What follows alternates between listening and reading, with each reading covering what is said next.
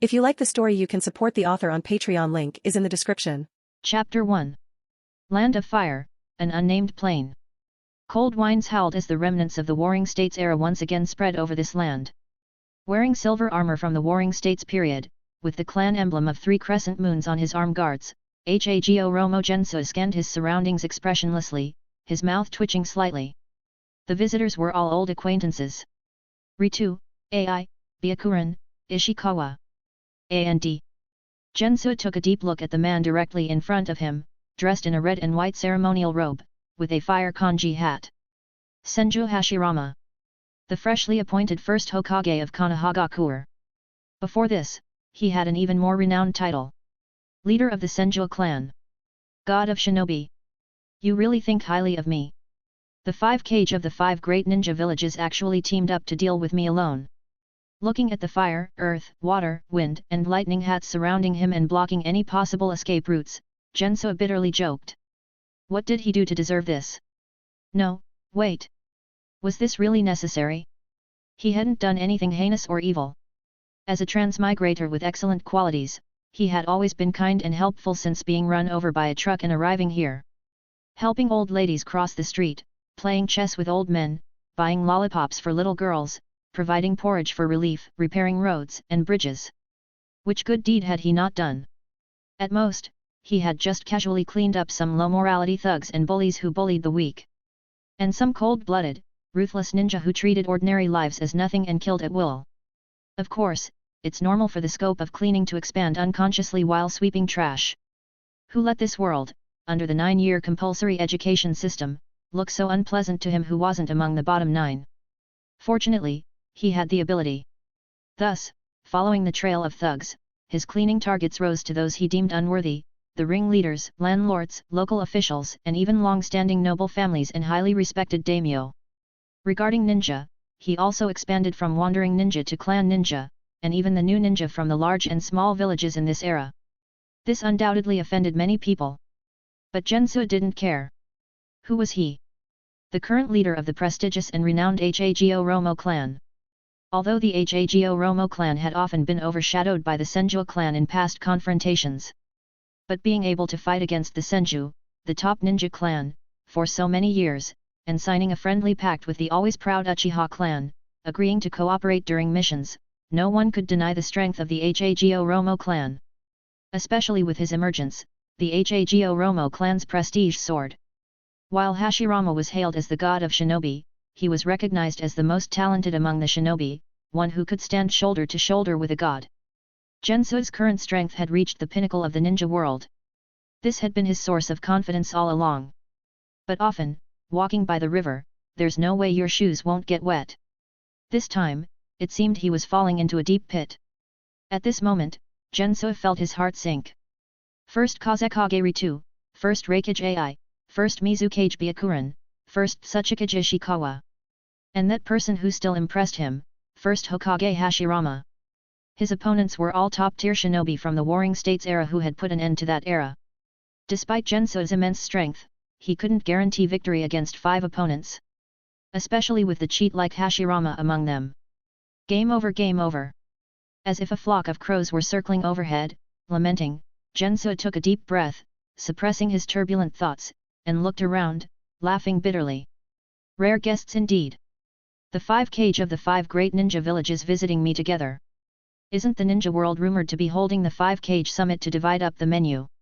Hearing this, the first Mizukage Byakuran, with a long scar running across his blind left eye and a head full of wild hair, lifted his Mizukage hat and calmly replied. The menu is mostly divided, except for you, the last dish not yet on the table. Jenso glanced at Byakuran without replying and turned his gaze to Hashirama in front. Hashirama, an honest man, noticing Jenso's gaze, sighed.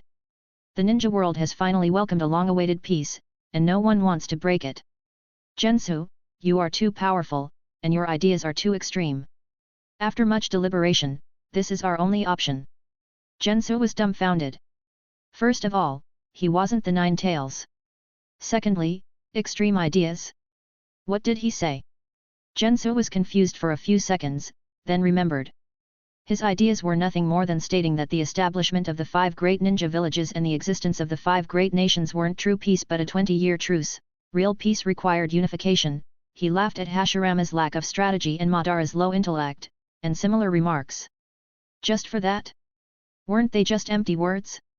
For someone who had studied the way of the keyboard for a long time in his previous life, these remarks were nothing unusual. To painstakingly achieve the unification of the ninja world? He had no interest in that. With that time, wouldn't it be more comfortable to study ninjutsu, expand the family, and live a peaceful life behind closed doors? Why did these people take it seriously? Jenso looked again at the 5 Kage filled with murderous intent around him. For the first time, he experienced the consequences of speaking recklessly for momentary pleasure. I was just speaking casually. I never intended to act on it. Do you believe me?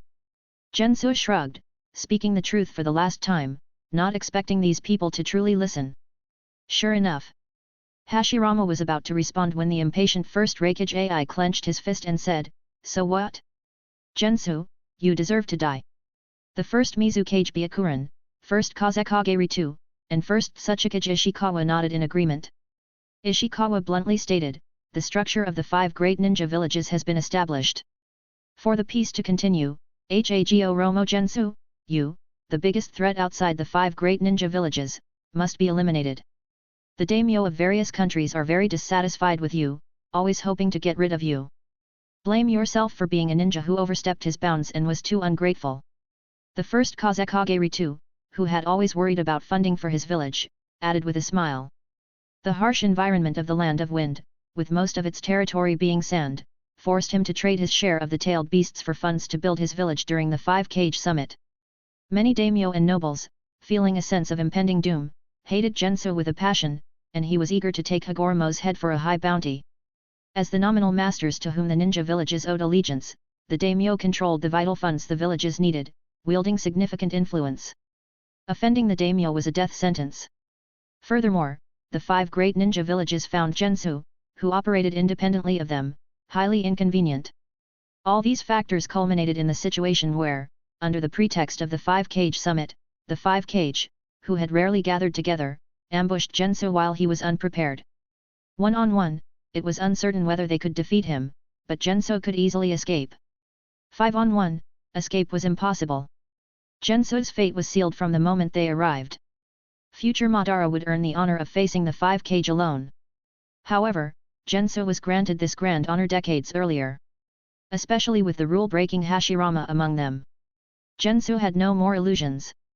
As Ishikawa said, as an outsider, he would be eliminated regardless of the reason, even if he had accidentally stepped on an ant. All for the dominance of the 5 great ninja villages. I was careless. Jenso shook his head. He hadn't considered himself a thorn in some people's sides. But given his strength, he hadn't paid much attention. Complacency was deadly. He thought the 5 Kage summit was only about tailed beast distribution and alliance formation among the 5 great nations, not realizing they had another plan in mind. The 5 Kage actually teamed up to ambush a young man like him. They really did it. But did they consider the price they would pay? Jenso's expression turned cold as he brushed the dust off his armor, his eyes gradually becoming dangerous. At the same time, noticing Jenso's sudden, fierce aura, the 5 Kage prepared for battle with serious expressions. Compared to the other 4, Hashirama looked more regretful. He genuinely admired Jenso. When Konohagakure was newly established, he sincerely invited the Hagoromo clan to join the Konoha family. Even though there was much blood feud between the two clans, even though his third brother, Senju Utama, had died at the hands of the Hagoromo clan. If he could accommodate the Uchiha clan, why not the Hagoromo clan? But Jenso refused. Knowing the plot, he had no interest in humbling himself to join a future trouble-ridden and constantly fighting Konoha. He knew too well the future fate of the Senju and Uchiha clans. Moreover, his clan had strong objections. Jenso didn't understand how the proud Uchiha were willing to make peace and work with the Senju. His clan, with a longer history of opposing the Senju, would never agree to shake hands with former enemies and become villagers together. Thus, the Hagoromo clan, which had stood shoulder to shoulder with the Senju and Uchiha during the Warring States era, gradually declined in the decades after the Warring States ended, disappearing from the ninja world's stage. Of course, compared to the Senju and Uchiha, who were eventually reduced to a few individuals, the Hagoromo clan, though declined, fared relatively well. Unaware of the future, Hashirama sighed and shook his head. With his nature, he was unwilling to deal with Jenso this way. But the daimyo of the Land of Fire had persistently demanded it, and with the other 4 Kage agreeing, and his brother Tobirama's constant persuasion, he had finally consented. All for Konoha. Hashirama reached out and touched the fire kanji on his hat, his calm eyes turning sharp. The wind froze at that moment. Cold killing intent filled the valley. Hashirama was about to act. Suddenly, Jenso raised his hand in a pause gesture and said, "Wait a minute." Hashirama stopped, his carefully prepared expression dissolving into confusion. Seeing this, the other 4 Kage also halted. What was Jenso up to? Begging for mercy? Or cursing them out?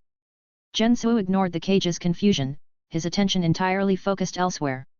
At that moment, his mind was fully concentrated. He heard a mechanical sound, ding. His long-awaited system finally arrived. End of chapter. It's a very long prologue, 13 chapters. They're pretty fun, as they set the motions on the story. But nonetheless, it's a prologue, so better rate the story after you read around 20 chapters. Chapter 2. Ding. Detected host is a transmigrator, system formally activated. Name, Hagoromo Gensou. Gender, male. Age, 24. Identity, ninja. World, Naruto. An emotionless mechanical voice suddenly rang in Jensou's mind. Jensou instinctively checked himself first, finding no signs of genjutsu before he relaxed.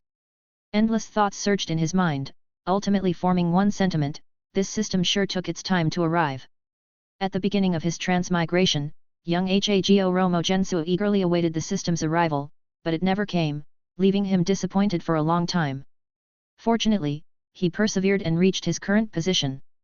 Hagoromo Gensou could proudly say that he had achieved his current strength entirely through his own efforts, without any system help. So, I'm already a big shot. Why are you here now, system? No, wait. The system was still useful. Looking at his dire situation, Jensou's eyes lit up. He gestured for Hashirama to wait a moment and eagerly opened the system. This system is the comeback system, dedicated to helping the host overcome barriers of talent, background, and resources, assisting the host in defeating all rivals on the path to becoming the strongest in the ninja world. Please accept the beginner's gift pack. For some reason, the word comeback made Jensou feel uneasy. But seeing the promise of becoming the strongest in the ninja world, he suppressed his doubts and looked forward to the beginner's gift pack. Generally, beginner's gift packs, despite being for beginners, often contained extremely powerful items. Things like the Manjiki Sharingan, the Rinnegan, or Six-Path Sage Mode. If it could provide something useful for his current situation, that would be great. With such expectations in mind, Jensou mentally said, "Accept." As the words fell, with a brilliant display of fireworks in his mind, the luxurious beginner's gift pack burst open with a boom, and a heap of beginner gifts spilled out. Ding! Ding! Ding! Congratulations to the host for obtaining the 3 basic jutsu. Congratulations to the host for obtaining Konoha-style taijutsu. Congratulations to the host for obtaining kunai throwing technique. Congratulations to the host for obtaining standard genin level chakra. After reading this information, Hagoromo Gensou fell silent, his initial excitement quickly fading. Was this beginner's gift pack too beginner? The 3 basic jutsu, Konoha-style taijutsu, kunai throwing technique, what were these things? He hadn't even been interested in these since he was 5 years old. As for the genin level chakra, Hagoromo Gensou sensed a small amount of extra chakra in his body, noticeable only upon close inspection. But pouring a cup of water into a river had no effect. I've already faced the 5 Kage, and you're giving me beginner level ninja stuff? System, did you give me the wrong beginner's gift pack? Jensou asked repeatedly. After verification, no error was found. Jensou, system, do you think the items in the beginner's gift pack are useful for someone of my current strength? After verification, the beginner's gift pack is very useful to the host. System, are you sure your program isn't malfunctioning? After verification, the system program is functioning correctly. Jenso was speechless. But the system wasn't done yet. Ding! Beginner task being issued. This task is a mainline task, cannot be refused or avoided. Failure penalty, system will no longer serve the host, host's comeback will fail. Fine, even though the system's beginner's gift pack was a bit odd, at least its primary functions were working. Let's see what the first beginner task is. Maybe it has something to do with the 5 Kage in front of me. Maybe it involves holding out against their combined attack for a certain time? Or even harder, defeating one or two of them. Thus earning great rewards and making a miraculous comeback? Jenso, filled with hope, accepted the beginner task. Beginner task, defeat Uzumaki Naruto. Task description, as an average student at the Ninja Academy, you are unwilling to be ordinary and decide to embark on a comeback journey. Young man with passion, go defeat the dead last student, Uzumaki Naruto, and take your first step on the path to greatness. Task reminder, completing tasks will grant the host corresponding rewards. Please take tasks seriously. What? Jenso was filled with confusion. What kind of nonsense was this? He knew who Naruto was. But what era was this? Naruto's grandfather hadn't even been born yet, let alone the future protagonist. And when did he attend the Ninja Academy? The academy hadn't even been established in Konoha yet. System, are you sure you are functioning correctly? This beginner task clearly wasn't meant for his current self. Thinking of something, Hagoromo Gensou hurriedly asked. System, what year is it now? Year 60 of Konoha. Jenso. What the hell is year 60 of Konoha? It's only been 2 years since Konoha was founded. He finally understood everything. This broken system had traveled to the wrong time, starting up over 50 years early. Or maybe he transmigrated too early. Damn this comeback system. He should have guessed from the start. Now, facing the 5 Kage alone, who else could he make a comeback against? Hagoromo Gensou took a deep breath, trying to salvage his dignity. It's year 2 of Konoha. After verification, it is confirmed to be year 60 of Konoha. Please follow the system's recognized timeline. What else could Hagoromo Gensou say? How can this task be completed? Give me a different beginner task. Please complete the beginner task as soon as possible. Restart the system. Bring in a smarter one. Please complete the beginner task as soon as possible. Uninstall the system. What's the point of you? Please complete the beginner task as soon as possible. Trash system. Jenso decided to ignore this malfunctioning system. So what if he had to face the 5 Kage head-on? At worst, he'd die a glorious death. He had relied on himself all his life, never cheating. That trash system, get as far away as possible. Disappointed, Jenso put the useless system out of his mind. He opened his eyes, refocusing on the 5 Kage around him. For the 5 Kage to join forces against him, Jenso naturally had not earned his reputation in vain. Calming down and letting go of everything, he fully committed to the fight. The chakra within him surged, and a powerful pressure enveloped the entire plane. Let's begin. Jenso raised his head, speaking coldly. It should have been like this from the start. As he responded. Boom. A deafening sonic boom erupted. The pinnacle battle of the ninja world had officially begun. Chapter 3. You've been stalling long enough, it's time to send you on your way. The burly, dark-skinned AI impatiently stomped the ground. A massive amount of lightning release chakra instantly enveloped his entire body, like a fierce blue lightning bolt. Amidst the deafening sonic booms, he appeared beside Jenso first. Lightning release, heavy explosion flow. With a large amount of chakra gathered on his thick elbow, AI twisted his waist and fiercely struck forward, aiming straight at Jenso's head. Accompanied by his brutal roar. Die! The wind howled, and thunder roared. Jenso, his black hair wildly blowing, calmly watched the scene and said indifferently, "Why the rush?" As his words fell. Smack! A slender hand effortlessly landed on AI's striking elbow. Then, the wind ceased, and the thunder fell silent. Everything quickly returned to calm. AI, just inches away, raised his head, looking at the motionless Jenso in front of him and the iron-like hand that easily blocked his attack. His pupils slightly contracted. Bloodline limit steel release. Not far away, the first Kazekage Ritu, who noticed everything, squinted his eyes and spoke the truth with great apprehension. Chakra nature transformation includes fire, wind, lightning, water, earth, yin, and yang. When two chakra natures are fused, they create a new type of release, known as a bloodline limit. Typically, only a very few ninja can develop their own bloodline limit.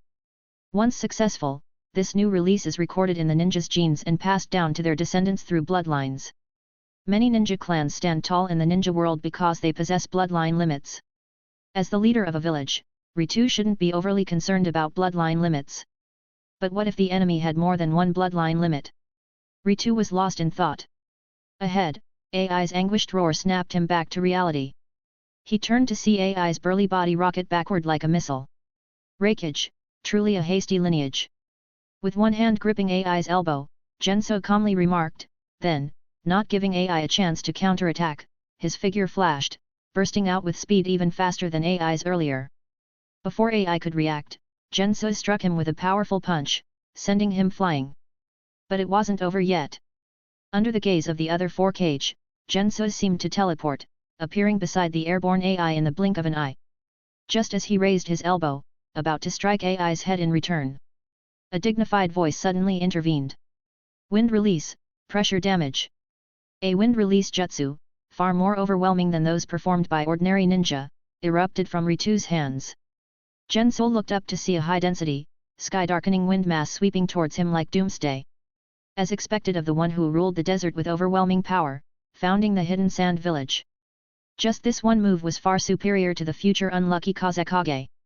Seeing this, Jenso's hands changed position, using the thick-skinned AI as a human shield. Don't underestimate the Rakage, you bastard! Realizing the situation, AI furiously roared, releasing even more chakra comparable to that of a tailed beast. Strongest lightning armor.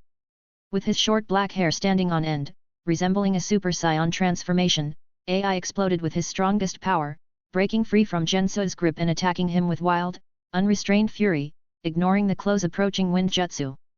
Boom! Boom! Boom! The intense collision sounds echoed continuously. So fast! On the distant battlefield, the 5 ninjas accompanying the Kage to the summit, both as guards and future second-in-command of their respective villages, watched the battle without blinking. As they struggled to keep up with the fiercely clashing figures of Jenso and AI, they couldn't help but feel amazed. If they were in the arena, they'd likely be defeated quickly by these two. Well, except for one person. Wrapped in bandages, wearing a grey vest, and carrying 2 katana, the future second Tsuchikage Mu glanced at the silver-haired Tobirama beside him, thinking that this first-speed ninja would not be inferior to them and might even surpass them. Konoha truly was full of talents. Tobirama ignored his temporary companion's scrutiny. With his arms crossed, he was eyeing Jenso like a treasure, filled with anticipation. Steel release, swift release, and other bloodline limits reported in intelligence. As expected of someone who could rival a god, developing so many bloodline limits on his own. I really want to study him thoroughly. Boom! A violent shockwave spread rapidly in all directions from the two as the center. Stepping back a few paces, Jenso looked at AI, who had caught up to his speed, and shook his slightly burning hand. This first Rakage was no ordinary person. Even with steel release, his body was feeling the pain. Seeing the incoming wind release, pressure damage, Jenso glanced at a somewhat annoying gaze from a distance, clapped his hands, ignored the crazed AI closing in on him, and said expressionlessly. Lava release, lava monster jutsu. A large amount of sticky and highly corrosive acid appeared out of nowhere around Jenso. It formed a protective layer around him while also erupting like a volcano, spreading rapidly in all directions. AI's expression changed instantly. Usually fearless with his strong body, he quickly retreated, warily avoiding the lava release that made him uneasy. AI's figure disappeared. In the next second, Ritu's jutsu struck fiercely. The wind howled. The sound of molten rain. The collision of the two powerful jutsu caused massive destruction within a 100-meter radius. Ordinary ninja couldn't survive in such an environment. Fortunately, those present were the pinnacle of the ninja world. AI reappeared beside the other 4 Kage.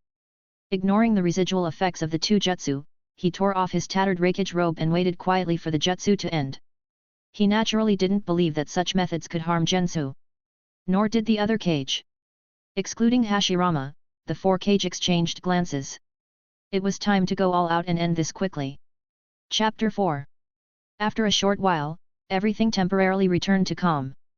The devastated land was dotted with molten lava blown apart by the wind pressure. At Jenso's location, a massive protective barrier still stood tall. As the sound of footsteps echoed within, a crack appeared and spread open, and the unharmed Jenso walked out calmly. Wind release, continuous vacuum wave. Upon seeing this, Ritu wasted no time. His hands swiftly formed seals, and dozens of spinning wind blades, each as tall as a person, shot towards Jenso from all directions. Without even looking, Jenso used swift release. No matter how fast the wind blades were, they couldn't touch his clothes. Prepared, Ishikawa suddenly slammed his hands on the ground. Earth release, yellow spring swamp. In an instant, the ground within a few hundred meters of Jenso turned into a vast swamp. Standing within it, Jenso felt his movements hindered, forcing his speed to drop. So quick to find a countermeasure. Jenso snorted, twisted his waist, and threw a heavy punch at the first Mizukage Byakuran, who had suddenly appeared behind him. Smack! Water splashed. Byakuran's head burst open like a watermelon, and his entire body collapsed like flowing water. A water clone. Jenso glanced at it, about to turn around. The dissipating water clone of Byakuran suddenly gathered again, forming long water whips that quickly wrapped around Jenso's body. Got you! Byakuran's figure rose from the muddy river, tightly gripping one end of the water whips. He looked coldly at the close-at-hand Jenso and said. Jenso looked down at the water whips binding him tightly like a sealing technique, then looked up at Byakuran with a smile. Oh? Really? Byakuran's expression changed, instinctively tightening the water whips. With a poof, Jenso turned into a puff of white smoke, disappearing in front of him. A shadow clone? When? Shadow clone! At the same time, outside the battlefield, Mew once again looked at Tobirama in surprise. He knew that Tobirama had invented the shadow clone technique. But since when was Konoha's shadow clone technique spread outside? Tobirama ignored Mew. His face appeared expressionless, but inside, he was roaring, "That's my invented technique! That's my shadow clone!" For the first time in his life, Tobirama deeply experienced the feeling of having his achievements freely used without permission. Of course, this situation would happen more often in the future. Jenso's shadow clone had not been obtained through legitimate means. A Konoha ninja had used the shadow clone technique in front of him once. With his outstanding talent and knack for various bloodline limits, he easily learned it after a few attempts. One had to admit, it was an excellent clone technique. Neither the Sharingan nor the Byakugan could discern the authenticity of a shadow clone, and the same applied to Byakuran. But this was only temporary. With his hands still on the ground, Ishikawa suddenly turned his head in a certain direction and coldly said, "The earth is my domain. Jenso, you can evade once, but not a second time." As he spoke, the ground trembled. Giant hands made of earth suddenly emerged from the ground, grabbing fiercely at a seemingly empty spot. Jenso appeared and shook his head in admiration, "Brother, the glory of transparent release ends here." With that, he clapped his hands and shouted, "Water release, great waterfall technique." A massive wave surged from behind Jenso, dispersing the approaching earth hands and turning the churning lava into a vast ocean. Ishikawa quickly retreated. Byakuran clapped his hands on the water's surface. Unlike the Hokage, who rarely excelled in fire release, Byakuran had mastered water release to a profound degree, living up to his title of Mizukage. Water release, water fang bullet. Dozens of whirlpools suddenly appeared around Byakuran, transforming into columns of water that surged towards Jenso. This was only the beginning. Utilizing the advantageous terrain created by Jenso, Byakuran could exert even greater power with minimal effort. But what Byakuran could think of, so could Jenso. Facing the rapidly approaching water columns, Jenso smiled calmly and formed a single seal. Ice release, ice fang bullet. Crack! Crack! Crack! All the approaching water columns rapidly cooled and solidified into ice pillars in mid-air. At Jenso's command, they turned and shot towards Byakuran and the other attacking Kage, Ritu, Ishikawa, and Ai. Boom! The heavy ice pillars struck the water's surface, creating huge splashes. Byakuran dodged the ice release attacks with a grim expression, feeling deeply conflicted, the ice release of the Yuki clan.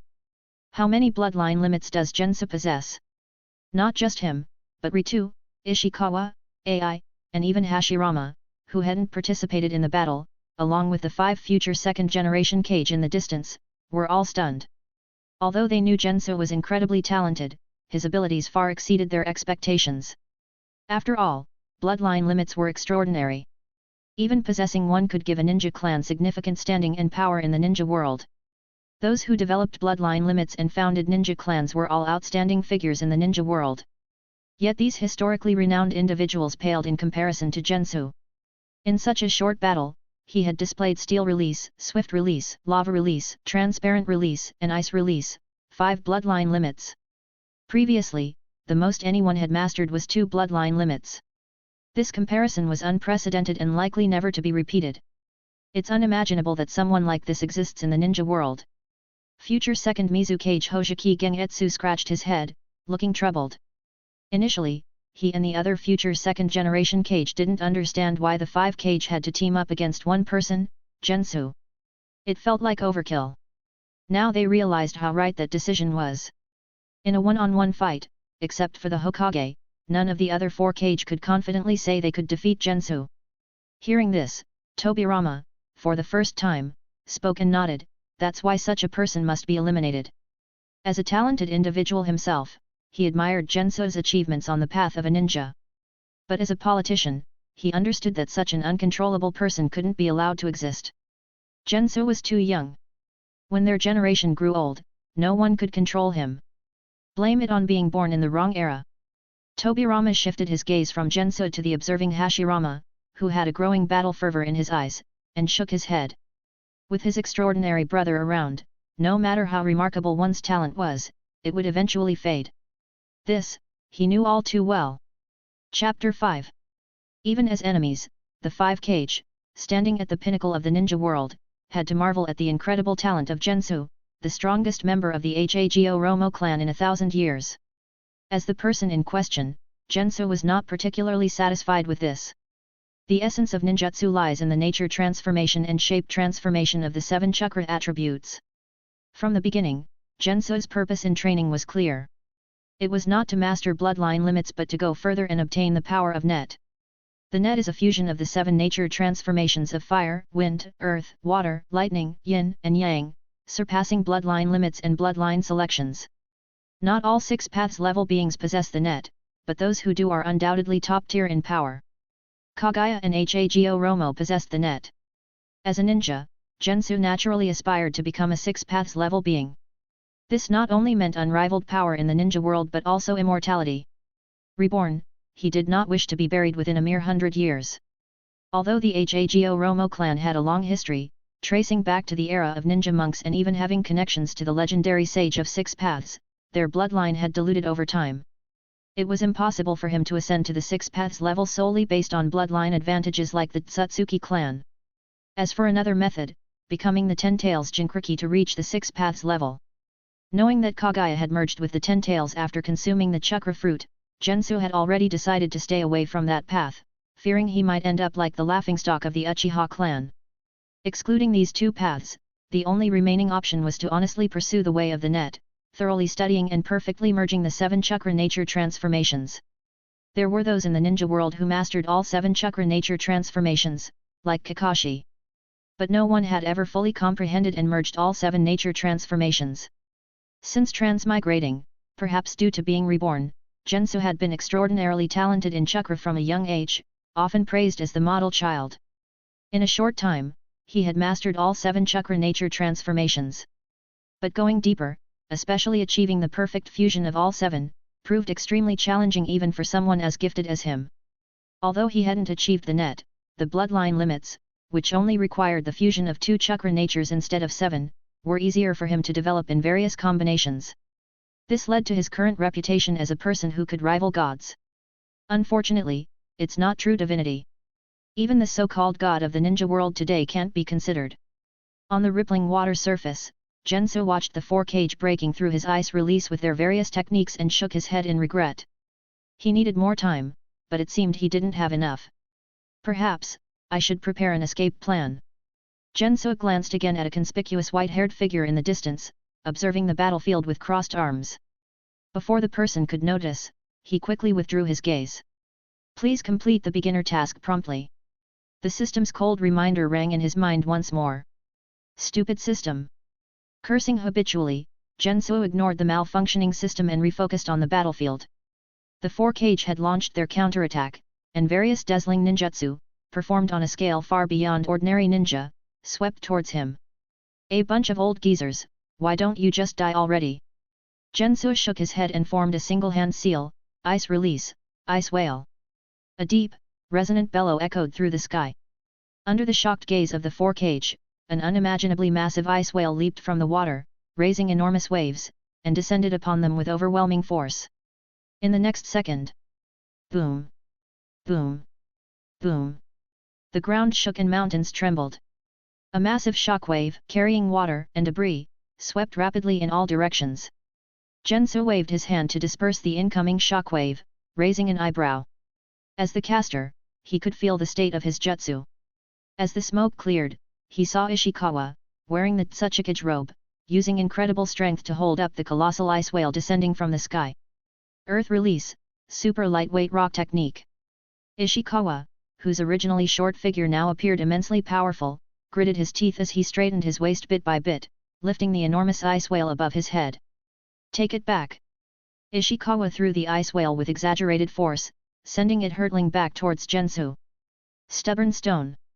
Retracting his gaze from Ishikawa, Jenso glanced at the returning ice whale. Forming seals again, he converted the ice whale back into a vast ocean, planning to use it against the approaching AI and Ritu. But just as he was about to give the command, an external chakra force suddenly intervened, contending for control over the water. Byakuran. Jenso spat out the name. Taking advantage of this gap, AI and Ritu successfully closed in on him. Let's go again. Bursting with chakra comparable to a tailed beast, AI, now enveloped in even more chakra, sped up and clenched his fist, striking Jenso with tremendous force. Jenso didn't retreat. Utilizing steel release, his right fist turned as black and hard as tempered steel and met AI's punch head-on. Clang! The sharp sound of metal clashing echoed. With a body equally strong as a monster's and comparable to steel release, AI only retreated a short distance, unharmed. Jenso was also forced back a few steps by the impact. As he prepared to counterattack, a strange wind suddenly appeared beside him. Before Jenso could react, a sharp point aimed straight for his eye at lightning speed. Steel release could cover the entire body but couldn't protect the eyes. This was Ritu, who had drawn his ninja blade, infused with razor-sharp wind release chakra, and stabbed towards Jenso. But it wasn't over. The giant hands that had previously supported the ice whale suddenly emerged from beneath Jenso, grabbing his legs and immobilizing him. Meanwhile, Byakuran, having appeared at Jenso's side without his notice, extended his hands, swiftly forming a water prison technique at the Mizukage level.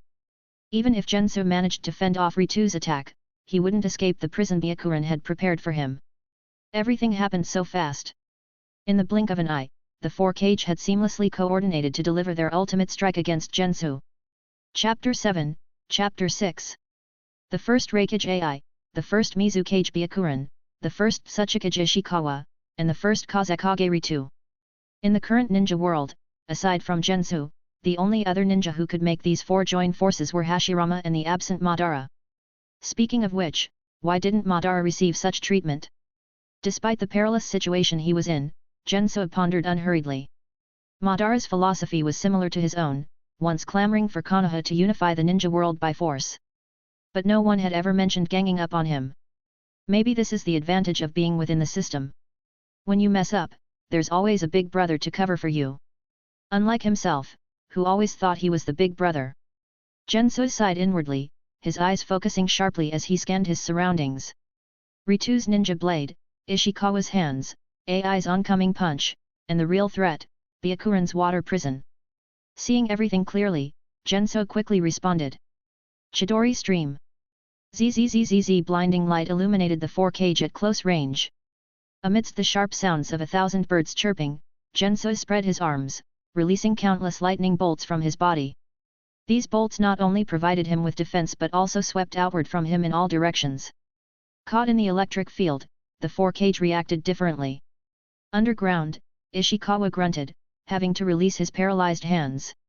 Conducted through water, Byakuran's body emitted black smoke, and his newly formed water prison collapsed with a pop. AI ignored it, continuing his punch without slowing down. Ritu, though affected, gritted his teeth and, with wind release chakra effectively countering lightning, he pushed through the discomfort and swung his blade. Boom! Amidst the intense pressure and impact, a visible shockwave emerged again. Through the thick dust, a figure shot backward like a cannonball, spinning several times in midair before twisting his waist. Smack! Landing heavily, Jenso dragged his feet, creating a long trench. Pulling his legs from the soil, he stood upright again. At this moment, his silver Hagoromo clan armor was severely damaged, making him look much more battered than before. But that was all. His breath unchanged, Jenso tore off the remnants of his armor. Though the combined attack of the 4 Kage, particularly the threatening water prison, had been broken by his move. Still, they were the 4 Kage. Ritu and Ai had managed to leave their marks on him. But with the defense of steel release, the effects were minimal. The battle continued. As Jenso tore off his armor, Ai and Ritu were already charging at him again. Their intense fight resumed. The sharp agility of wind and the violent destruction of lightning were displayed to their fullest in the first Kage and the first Raikage. While Jenso was more comprehensive in chakra abilities, he wasn't much stronger in single nature transformations. Additionally, both opponents had survived the blood-soaked Warring States era, possessing vast combat experience. In terms of taijutsu alone, Jenso had no particular advantage. However, battles are never one-dimensional. Boom, boom, boom. As Jenso fought intensely with Ai, the strongest in close combat among the 4 Kage, his peripheral vision caught sight of Ritu's swift and elusive figure. Here we go. Jenso's eyes shifted. With Ai drawing his fire from the front, Ritu was sneaking in for a fatal strike. This was a battle strategy they had tacitly agreed upon.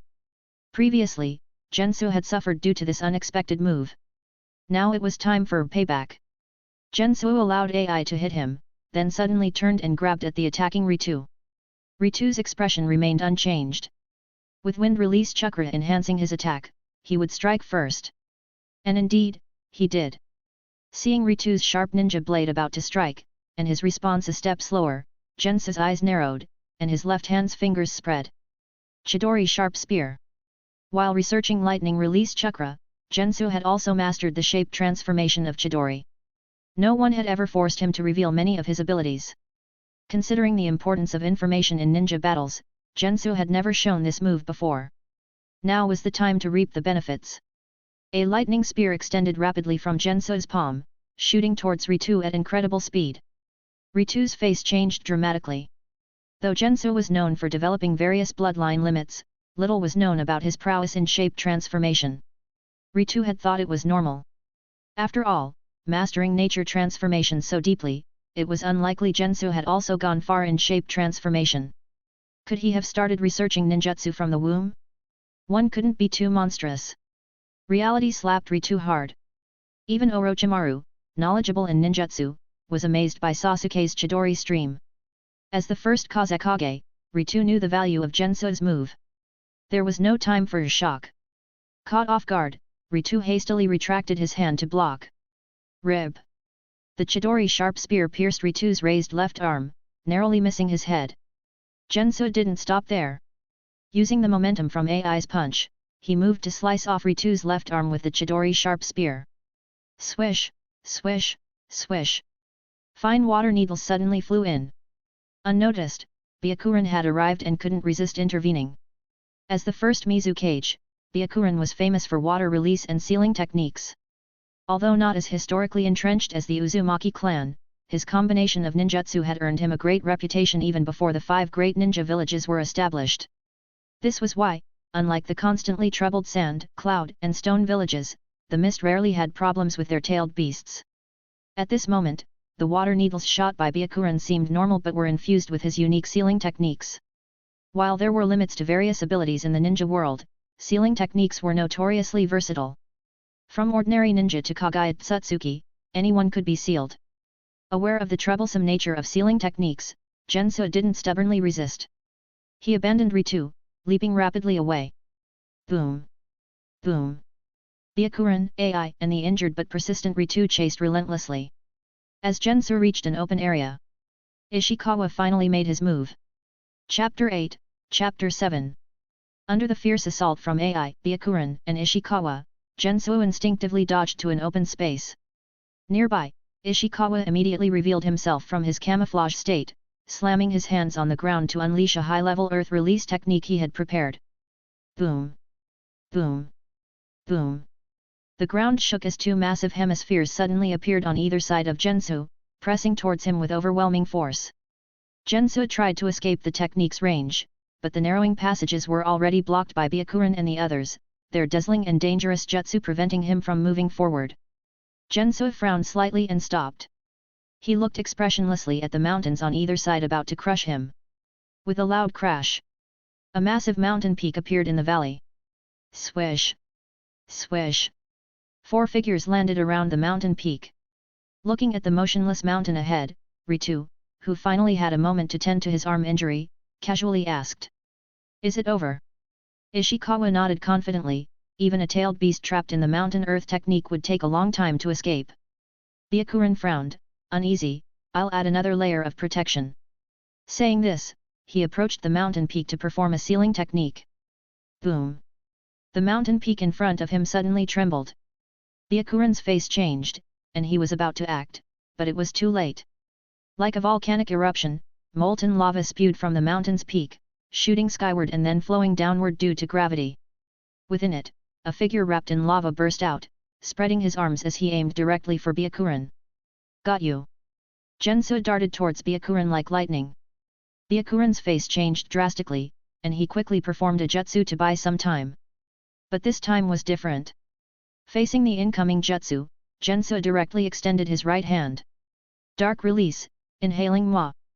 Instantly, Jenso's right palm acted like a black hole, greedily absorbing Byakuran's jutsu completely. This was one of Jenso's trump cards that he had never shown before. In previous encounters with the 4 Kage, he had kept it hidden for this very moment. One down. Amidst the sound of 1,000 birds chirping, Jenso rushed towards Byakuran, extending his right hand with the chidori. You! Byakuran looked at the sudden appearance of Jenso in disbelief, wanting to say something. Rib! Jenso's right hand had already pierced Byakuran's heart. Stop! Everything happened too fast. By the time AI, the fastest among them, reacted and arrived, it was already too late. Damn it! No one expected that despite the 4 Kage teaming up against one person, one of them would fall first. Furious and ashamed, AI immediately targeted Jenso. However, his quick reaction left him no time to think about why Byakuran's jutsu had disappeared. Continuing his taijutsu attack on Jenso as before. AI couldn't understand why Ritu and Ishikawa, arriving behind him, were both shouting for him to stop. It wasn't until the next second, when his body, covered in lightning release chakra, visibly lost its charge, all of it being absorbed into Jenso, that he realized the mistake and tried to withdraw his hand. But it was already too late. Jenso pulled out his right hand, the chidori continuing to cut towards AI, who had brought himself to him. In a critical moment, AI made a swift decision, biting his teeth and choosing the best option. Rib! Blood spattered. A massive severed arm fell to the ground. One dead, one crippled, this was Jenso's long-prepared trap. This shows how crucial information is in the ninja world. Even Jiraiya, unaware of Pain's abilities, managed to destroy 3 of his bodies. If he had known more about their abilities beforehand, his fate would not have been so tragic. The same applies here. As Ishikawa and Ritu assisted the injured AI, they looked back at Jenso with shock, worry, and even despair. Since the creation of ninjutsu by Indra, 1,000 years have passed. In this long history, various bloodline limits have been born. Some, like rivers, have been passed down through generations. For instance, many current ninja clans. Others have flashed by like meteors. For instance, the root cause of the current situation, dark release. Dark release is an extremely rare and unique bloodline limit. Ask today's ninjas, and 9 out of 10 might not know it. Ishikawa and Ritu learned about it only after consolidating the resources of the lands of earth and wind, using their village's extensive intelligence-gathering capabilities to uncover bits of information from history. It was because of this knowledge that they felt so disheartened. Dark release can absorb any external ninjutsu and chakra, making it the absolute bane of ninjutsu-type ninjas. But that wasn't all. The real issue was that, aside from dark release, Jenso also possessed steel release, which negated physical damage. Immunity to both physical and ninjutsu attacks, how could they fight that? At this moment, not only the Kage present but also the future second-generation Kage watching the battle were stunned by Jenso's combination of steel release and dark release. Hoseki Gengetsu had initially wanted to avenge their first Mizu Kage, but now, seeing Jenso's unreasonable power, he wasn't sure if his strongest ninjutsu could harm him. Compared to the others, Tobirama, having seen much with his brother, remained calm. Dark release and steel release, quite a combination. But even the strongest bloodline limits have limits. The 4 Kage might not succeed, but that doesn't mean my brother won't. Tobirama's thoughts were correct. Hirako, who also possessed dark release, couldn't absorb Naruto's wind release, Rasen Shuriken due to the overwhelming chakra, leading to his death. This proved that dark release has its limits. Of course, Jenso wasn't like Hirako, who had forcibly extracted dark release through the Chimera technique, resulting in a lower quality power. Hirako's crude method of accumulating power ultimately led to his body breaking down and his death. In contrast, Jenso, walking the right path, had far superior strength and foundation compared to Hirako, making his use of dark release much stronger. At least, he could easily absorb multiple wind release, Rasen Shuriken. With this judgment, Tobirama, more intrigued by Jenso's abilities, frowned slightly as he glanced at his brother's position. Waiting a bit longer might be better. But it seems my brother can't hold back anymore. No one knows a brother better than his sibling. Given the current situation, Tobirama actually hoped Jenso would cause more damage. Facing weakened ninja villages after the battle, Konoha could secure greater benefits. However, he knew his brother's nature too well. Hashirama would never allow their current allies, the other Kage, to fall one by one before his eyes. Sure enough, Hashirama, who had been observing from a distance, finally made his move. Chapter 9, Chapter 8. The cold wind howled. The aftermath of the clash between the 5 Kage level figures had left the once picturesque nameless plain beneath their feet looking like it had been struck by a meteor shower. As far as the eye could see, the ground was full of craters. Standing on the numerous layers of disturbed earth, Jenso paid no attention to the commotion beyond the battlefield. Moving swiftly like a rabbit, he continued his assault after defeating one Kage and crippling another, aiming to expand his victory. Boom! A powerful water release jutsu erupted from Jenso's left palm. Absorbed by dark release, the water release jutsu from the late first Mizu Kage Byakuren was re-released, rushing towards the unsettled Ritu, Ishikawa, and Ai. The 3 remaining Kage, no longer as aggressive as before, quickly dodged with serious expressions. Although they were fast, Jenso was faster. Bang! Bang! 2 shadow clones were summoned on either side of Jenso. The 3 individuals moved instantly, turning into 3 black lines rushing towards the 3 Kage.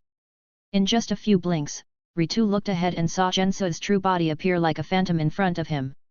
Meanwhile, Ishikawa and Ai were held up by Jenso's 2 shadow clones. Bang! Bang! Bang! Bang! The sound of fists hitting flesh echoed continuously. Pick the easiest target first. Although Ai had lost an arm, his inhuman physique made him difficult to take down quickly. In comparison, Ritu, with an injured arm, was easier to handle. Knowing time was limited, Jenso unleashed his full power to take down the first Kazekage as quickly as possible. Clang! After several rapid exchanges, Ritu seized a brief opportunity to strike Jenso with all his might, only to leave a mere white mark. His eyes dimmed, and he became even more hesitant. However, it was too late for hesitation. With swift release, Jenso moved faster than a gust of wind, seizing the moment and grabbing Ritu's wrist. As Ritu's face changed dramatically, Jenso advanced to finish him off.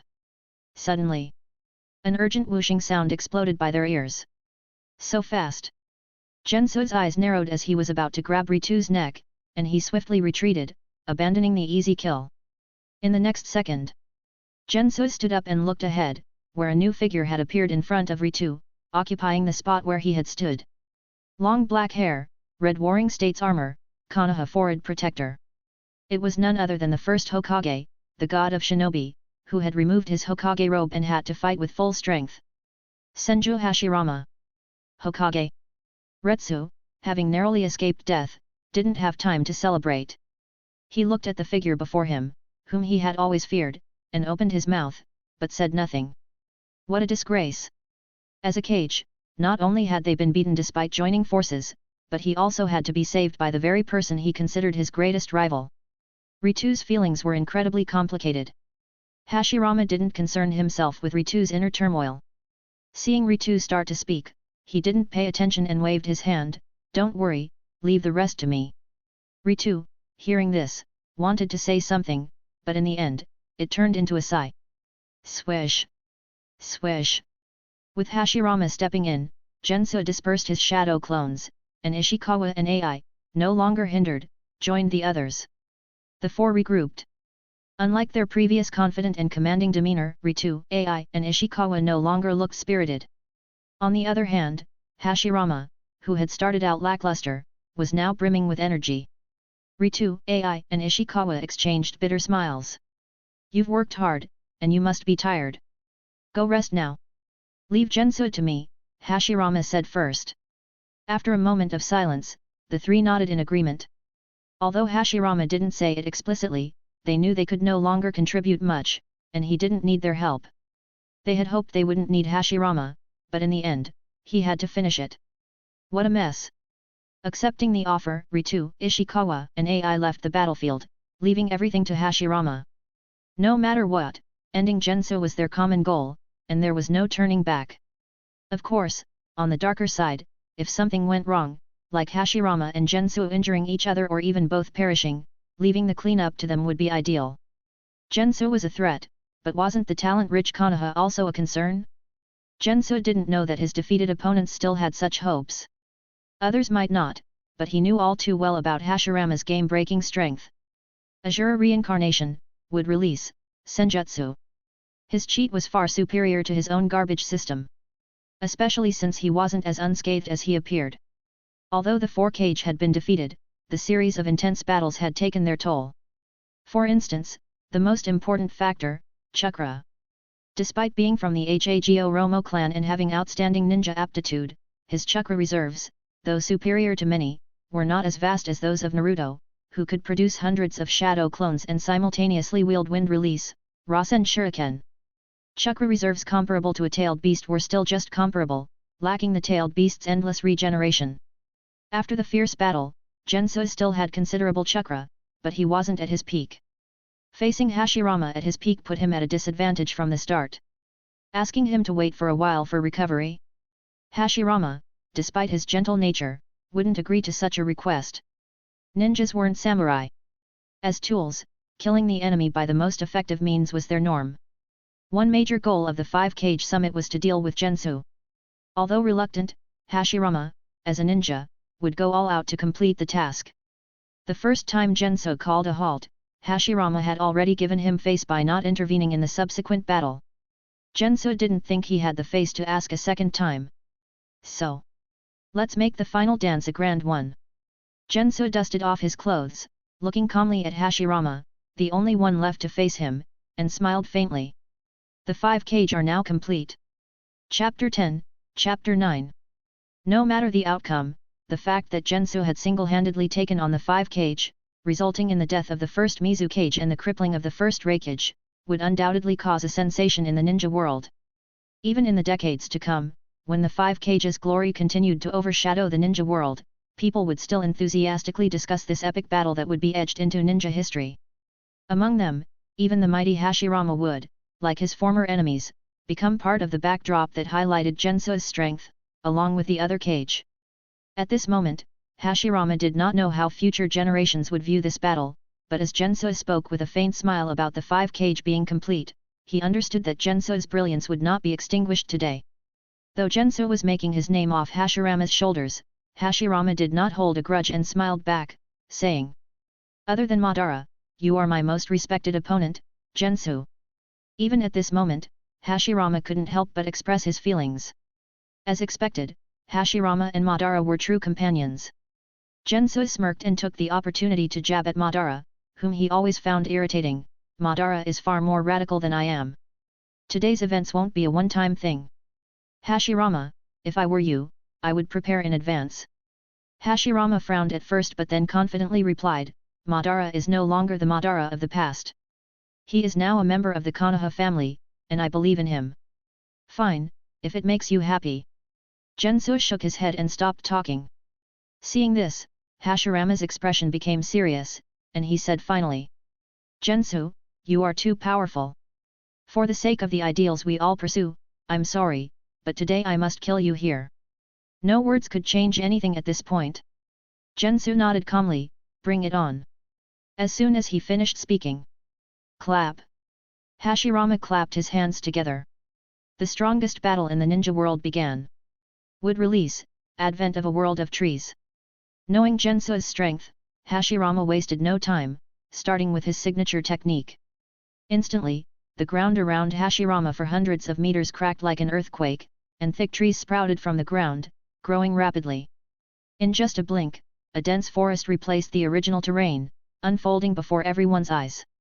Seeing this, all the non-Konoha ninjas outside the battlefield fell silent. The god of shinobis would release. For the ninjas of the same era, it was an unforgettable memory. Though Jenso had many bloodline limits, even combined, their impact was still less than that of Hashirama's soul would release. Countless nights, ninjas had woken up in cold sweats from dreams of Hashirama, stepping on the giant Buddha, crushing everything with invincible force. Would release, hey! Within the range of the advent of a world of trees, Jenso looked up at the massive canopy overhead, fragmented sunlight filtering down to his hands, and sighed. Among all bloodline limits, would release was the most unique. Except for Hashirama, no one in the Senju clan had naturally awakened would release before or after him. Jenso had attempted to combine earth and water chakra but failed. He believed that Hashirama's ability to develop such a unique would release might be significantly related to him being the reincarnation of Ashura. Unless he obtained Hashirama's cells, would release would remain out of reach. Swish, swish, swish. Strong winds blew from all directions. As soon as the advent of a world of trees was completed, it began to show its power. Jenso looked around and saw that the forest seemed alive, with countless trees growing rapidly like demons, extending their branches towards him. East, south, west, north. The sky. And underfoot. Thick vines burst from the ground, trying to entangle his feet. Jenso reacted quickly, jumping up and forming seals in mid-air. Fire release, great fire annihilation. A massive fireball, like a meteor, erupted from his mouth, landing on the ground and spreading into a vast sea of flames. The forest burned. Countless trees reaching for Jenso turned to ash in the flames. Jenso did not let his guard down. Beyond the sea of flames, the trees were spreading, trying to cover the fire. In the center of the flames, newly sprouted saplings fearlessly grew again, quickly turning into a sea of trees, contending with the raging flames. Jenso was not surprised. If the advent of a world of trees were that easy to break, would release wouldn't have made such a name for itself in the ninja world. The great fire annihilation was only to temporarily block the forest. Jenso was swiftly leaving the sea of trees. Even he did not want to fight the master of wood release in this natural stronghold. Everything within the range of the advent of a world of trees was Hashirama's eyes and ears. At this moment, Jenso wanted to leave, and Hashirama was well aware. Quickly. As Jenso moved, he felt the resistance from the surrounding trees increase several folds. He knew the master of the technique was approaching. Swish, swish, swish. Thick vines, like they were on steroids, constantly attacked Jenso. Jenso dodged a vine from the left, then leaped back, escaping the embrace of a large tree. Seeing the vines behind him closing in like a blooming man-eating flower, Jenso scanned his surroundings. Crack, crack, crack. A cold wind blew. The trees behind him turned into ice sculptures. Too slow. Amidst the falling ice shards, Jenso looked towards the edge of the forest not far ahead, then turned his gaze to Hashirama blocking his path. What a pity! No large summoning beast to act as a decoy to distract the forest. Ninja art, bringer of darkness technique. Looking more dignified and cold in battle, Hashirama clasped his hands again. Jenso felt a darkness cover his vision, plunging him into complete blackness. Taking this opportunity, countless vines grew wildly, leaving no gaps as they covered him. Jenso knew he was under a genjutsu. Bringer of darkness technique. An S-rank genjutsu specifically developed by Tobirama to counter the Uchiha's Sharingan. Used by his brother now, it was the perfect fit. Having never experienced blindness, Jenso couldn't immediately adapt to high-level blind fighting. Fortunately, he had a backup plan. As the vines were about to envelop him entirely, Jenso's expression changed. Chapter 11, Chapter 10. Boil Release, Skilled Mist Technique. A large amount of highly corrosive mist spewed from Jenso's mouth, covering his surroundings and spreading in all directions like the hiding in mist technique. In an instant, the area in front of Hashirama was shrouded in a dense white mist. Accompanied by the sizzling sound of corrosion, the mist, which was strong enough to dissolve Susanoo, quickly melted the trees and vines surrounding Jenso. Knowing the high damage of boil release, Hashirama didn't charge in but instead summoned more trees to flood towards the mist. Taking advantage of this gap, Jenso, enveloped in darkness, formed hand seals, and a large amount of chakra surged within him. Genjutsu, Release. Though not as innately skilled in Genjutsu as the Uchiha clan, Jenso, who had extensively studied yin chakra, could release himself from Genjutsu. Soon, the pitch-black darkness before his eyes dissipated. With his vision restored, Jenso looked ahead to see an endless sea of trees rushing towards him like a tidal wave. Boil Release, Skilled Mist Dragon. Jenso wasted no time, spewing more corrosive mist from his mouth, which transformed into a substantial, elongated mist dragon. With a long roar, the enormous dragon charged straight into the sea of trees. From a high vantage point, one could see the mist dragon cutting through the forest like a sharp spear, splitting the sea of trees in two as it continued its momentum towards Hashirama. Summoning, Five-fold Rashomon. Hashirama's eyes narrowed as he slapped the ground with his hands. 5 giant demon-faced gates rose from the earth, forming a barrier in front of him. Boom! Boom! Boom! The ground trembled. The deafening collision sounds echoed. The mist dragon broke through 3 of the Rashomon gates before losing its momentum and dissipating. But it wasn't over yet. A figure swiftly passed through the remnants of the mist dragon, carrying a blinding light and appearing in front of Hashirama like lightning. Screech! The highly penetrating Chidori bloomed once again, aimed straight at Hashirama's heart, just like it had against Byakuran. The speed of the charging Chidori was so fast that it normally required the superior visual perception of the Sharingan for perfect coordination. But this limitation applied only to those with ordinary physiques like Kakashi Hatake. Individuals like the 4th Raikage, whose speed rivaled the Yellow Flash, could attack at high speeds without the Sharingan, and no one ever said he missed his target. Jenso was the same. The cacophony of Chidori's chirping filled the air. Everything happened so quickly that Hashirama had no time to dodge. His body sank, and thick tree stumps grew from within him, colliding with the Chidori at close range. Jenso felt as if he were hitting layer upon layer of tough leather. Wood chips flew everywhere as his advance became increasingly difficult. Moreover, the approaching wood release was suppressing his chakra significantly, dimming the lightning of his Chidori. If not for his dark release absorbing some of the wood release chakra, mitigating its suppressive effect to some extent, the situation would likely have reversed by now. However, if this continued, the tables would soon turn.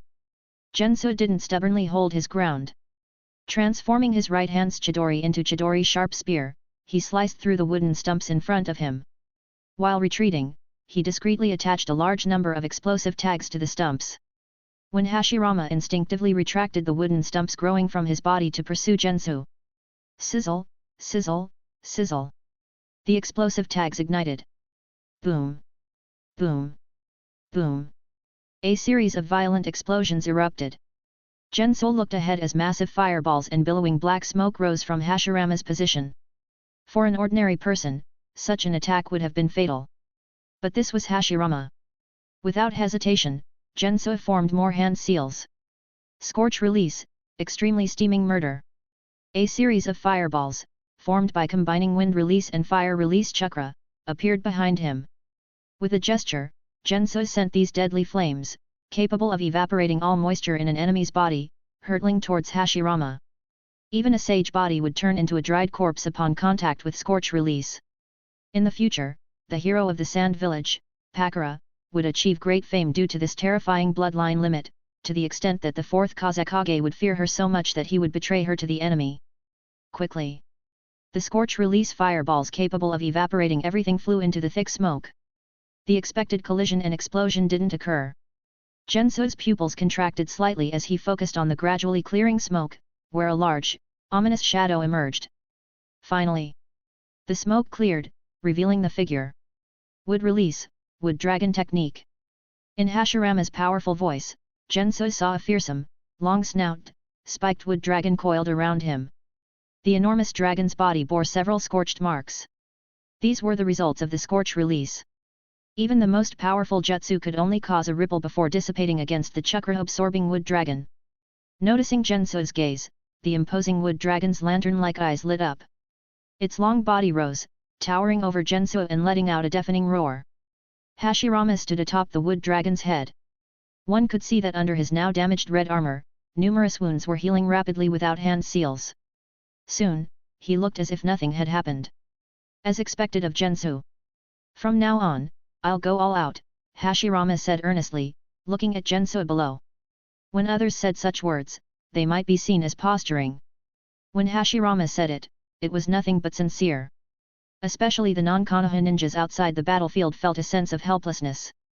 Had they faced Jenso's onslaught, they would have been utterly defeated or killed. Unlike Hashirama, who was not only unharmed but also seemed to have only warmed up. A wood dragon, hey? It seems ordinary jutsu won't suffice anymore. Jenso continued to ponder calmly. Having a vivid memory of the massive Buddha hand gripping the nine tails, his mind set towards Hashirama remained steady. Roar! The wood dragon roared again. The next second, the sky seemed to collapse. Under the massive shadow, the enormous body of the wood dragon descended from the sky, crashing towards Jenso on the ground with overwhelming force. Not only that, but Hashirama, atop the wood dragon, summoned the advent of a world of trees again. In an instant, attacks targeted at Jenso came from above and below, everywhere. Chapter 12, Chapter 11. Boom! The ground was smashed into a massive crater. In the thick smoke and dust, Jenso emerged somewhat disheveled, quickly retreating backward. Following closely behind him, a long, massive wood dragon also charged out. Compared to its initial state, the wood dragon had many damages, but it quickly regenerated, gathering and replenishing itself with the surrounding trees, restoring to its original form. Earth release, earth flow continuous wall. Realizing this was not a sustainable approach, Jenso first summoned one giant earth wall after another to block the wood dragon's advance, then created two earth clones to fend off the surrounding tree attacks. After completing these maneuvers, Jenso, as the main body, swiftly formed hand seals, and the chakra within him became more active than ever before. Lava release, ash giant. Consuming a large amount of chakra, a grey ash giant, much larger than the wood dragon, rapidly formed in front of Jenso. This was just the beginning. Jenso formed new seals again. Lava release, molten armor. Layer upon layer of hot lava covered the ash giant, providing it with a thick and sturdy armor. Corrosion release, acidic hands. The ash giant grew a pair of large corrosive hands. Scorch release, steaming hands. Another pair of deep red, high-temperature hands extended from the giant's body. Finally, boil release, unmatched strength. Ultimate combination jutsu, flame god descends. Woo! Huge steam currents ran through its entire body. Like a high-speed engine, the originally massive body of the ash giant suddenly grew even larger, releasing more power, eventually forming a colossal being even bigger than the tailed beasts, clad in molten armor and possessing 3 pairs of arms. Jenso called this combination jutsu, which combined lava release, corrosion release, scorch release, and boil release, representing his deep research into fire, earth, wind, and water chakra natures the flame god. As soon as the jutsu was completed, coincidentally, the wood dragon, carrying strong winds, broke through the earth flow continuous wall and charged towards the flame god with overwhelming force. Crush it! With a body flicker, standing atop the flame god's head, Jenso crossed his arms and calmly gave the order. As soon as he finished speaking, with a thunderous noise, the flame god took a step forward, and the 3 pairs of giant hands, each with different properties, fiercely grabbed at the wood dragon like an eagle catching a chick. In contrast, the now seemingly much smaller wood dragon didn't back down, charging head-on. After a loud bang, the flame god remained unmoved, while the wood dragon let out a cry of pain. The wood dragon, gripped tightly by the 6 giant hands, struggled desperately but couldn't break free. Outside the battlefield, seeing everything, Ritu, Ishikawa, AI, and the future second Kages were all dumbfounded. They never expected Jenso's true power to be so ferocious that even the famed wood release could be suppressed. Hashirama, who had left the wood dragon's head, also didn't anticipate Jenso having such a trump card. With a stern expression, he faced the flame god, clapped his hands together, and shouted. Would release, all-encompassing hand technique. Around the flame god, numerous giant wooden hands instantly emerged from the ground, reaching out to grab the flame god.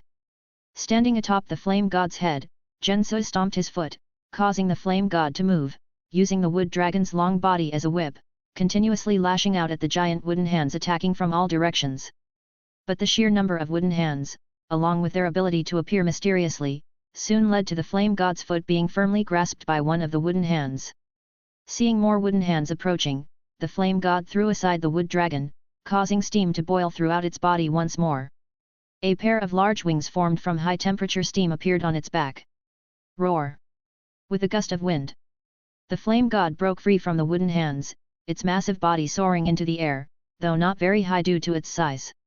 Seeing this, Hashirama ceased the all-encompassing hand technique, deeply looking at Jenso, who was now overlooking him from the sky, and clapped his hands together forcefully, shouting.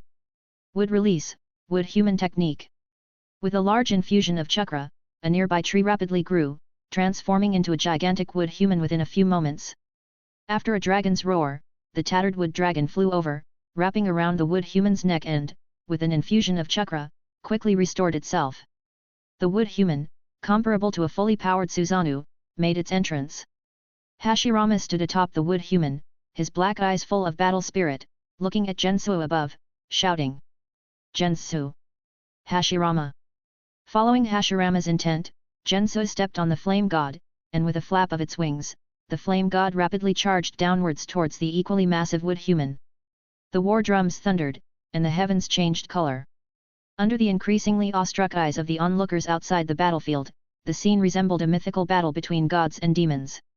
The wood human and the flame god, two entities comparable to, if not surpassing, the tailed beasts, were engaged in a fierce struggle. In comparison, the observers seemed insignificant as ants. Boom! The tangible shockwaves from the clash between the wood human and the flame god swept outwards from the center of the battle. Trees were uprooted. A river was blown out of its bed. A nearby hill collapsed. And this was just the beginning. Amidst the earth's unceasing cries of agony, the flame god and the wood human relentlessly clashed. The massive corrosive hands of the flame god intertwined tightly with the wood human's hands. As the wood dragon wrapped around the wood human's neck let out a long roar, it fiercely bit towards the flame god, only to be pinned down by another pair of molten hands. As for the last pair of scorching hands of the flame god, they gripped the wood human's body, evaporating its moisture and chakra with sizzling steam. In response, the wood human's body continuously glowed with the color of life, visibly healing its wounds at a rapid pace. The battle between the flame god and the wood human showed no sign of a quick resolution. Meanwhile, the real protagonists, Jenso and Hashirama, weren't idle either. On top of their respective giants, the two peak ninjas exchanged a glance and didn't waste any words. Boom! A piercing sonic boom erupted. A fist coated in iron clashed with a wooden palm in mid-air, producing a deafening sound. Not even a second later, another clash occurred. Then the second, the third, the fourth. Countless intense collisions continued in a short period. Although they didn't seem as visually striking as the giants below them, their momentum was no less formidable. This is what a true god-level battle of the ninja world looks like. For a long time, outside the battlefield, the silent crowd included Tobirama, who bitterly expressed the thoughts of everyone present. Chapter 13, Chapter 12. Clang, clang, clang. The continuous sound of metal clashing echoed as Jenso and Hashirama transformed into two black streaks, colliding and intertwining at speeds difficult for the naked eye to follow atop the heads of the wood giant and the flame god. Deflecting Hashirama's incoming punch with one hand, Jenso moved in close, the fingers of his other hand transforming into a blade, slashing towards Hashirama's neck with a sound that seemed to tear through the air. Hashirama leaned his upper body backward, narrowly dodging the hand blade, and then swept his right leg upwards like a whip. Jenso raised his arm to block, but Hashirama's monstrous strength burst forth like a flood. Crack, crack!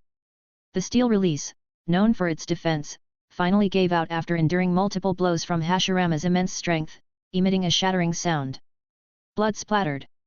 Ignoring his injuries, Jenso used Hashirama's force to propel himself, appearing beside him in an instant. Boom! Caught off guard, Hashirama was kicked away. Jenso followed up quickly, gripping Hashirama's arms with both hands, and using the dark release to rapidly absorb his chakra. Hashirama trembled slightly, but quickly recovered, ramming into Jenso with force. Not being greedy, Jenso twisted his waist, leveraging his strength to throw Hashirama away. Sizzle! The chakra absorbed from Hashirama started to work within Jenso's body. In the blink of an eye, the wounds that had just bled were fully healed. As expected of Hashirama, and this is just his regular chakra. If it were Sage Chakra, the effect would be even more pronounced. Jenso glanced at Hashirama, who had stabilized himself not far away and seemed unscathed, and sighed inwardly. Of course, if it were Sage Chakra, he wouldn't dare to absorb it. While Dark Release was impressive, it couldn't compare to the Rinnegan. The Rinnegan could absorb Sage Chakra without issue, but the Dark Release would cause one's body to be destroyed by the rampant natural energy if absorbed. Additionally, despite absorbing a large amount of chakra from Hashirama, which would leave anyone else severely weakened, Hashirama remained as vigorous as ever. For Hashirama, what was a large amount of chakra to others was just a drop in the bucket. His lost chakra was replenished quickly. The sage body is truly cheating. Seeing Hashirama charging at him with undiminished vigor, Jenso sighed, his eyes sharpening as he rushed to meet him. The grand battle continued. The flame god and the wood giant, resembling deities and demons in a mythical era, clashed fiercely with simple punches and kicks, yet each strike was intensely dangerous and destructive, turning the surrounding landscape upside down. The battle between Jenso and Hashirama didn't stop either. As time passed, their battlefield extended from the heads of the two giants to the pockmarked plains below. Wood Release, Advent of a World of Flowering Trees. Hashirama unleashed his signature jutsu once more. Though Jenso was now panting heavily, he responded swiftly and skillfully. Seeing that the advent of a world of flowering trees couldn't subdue Jenso, Hashirama crossed his fingers and shouted again. Wood Release, Advent of a World of Flowering Trees. Vines rapidly grew out. Among them, giant flowers, larger than houses, rose up, their petals closed. Seeing the giant flowers about to bloom, Jenso's expression changed dramatically. Once the flowers bloomed, their pollen would be released, causing anyone who inhaled it to faint. Both Madara during the Warring States period and the Five Kage in the future knew this well. I can't let these flowers bloom. Jenso's expression hardened, and he pressed his hands together in front of him. Dust Release, Detachment of the Primitive World Technique. A semi-transparent cube appeared in Jenso's hands. With a push, the fist-sized cube rapidly expanded, enveloping the entire world of flowering trees. There was no explosion, no tremor. As if an eraser had wiped a blackboard clean, a blinding white light flashed, and the vast world of flowering trees vanished without a trace, leaving only a cracked, dry land. Time seemed to freeze. Outside the battlefield, this time it was Tobirama's turn to look deeply at the future second Tsuchikage, Mu. Not only him, but everyone present, including the first Tsuchikage, Ishikawa, turned to Mu after witnessing the devastating white light from Jenso's hand. Dust Release. Before this, Mu was the only one in the entire ninja world who could use it. Mu, who had also been shocked into silence, saw himself become the center of attention and could only smile wryly and shake his head. It's not surprising for someone who can develop so many Kekii Genkai to also develop Dust Release. His Dust Release is far superior to mine. Though Mu had developed Dust Release, its power was far less than what Jenso had just demonstrated. Despite the shock, his heart was full of admiration and longing. Mu's explanation was accepted by everyone. There was no way he could have personally taught Jenso. But this deepened everyone's impression of Jenso's talent. Ranking by the word blood, bloodline selection was above bloodline elimination, which was above Kekii Genkai.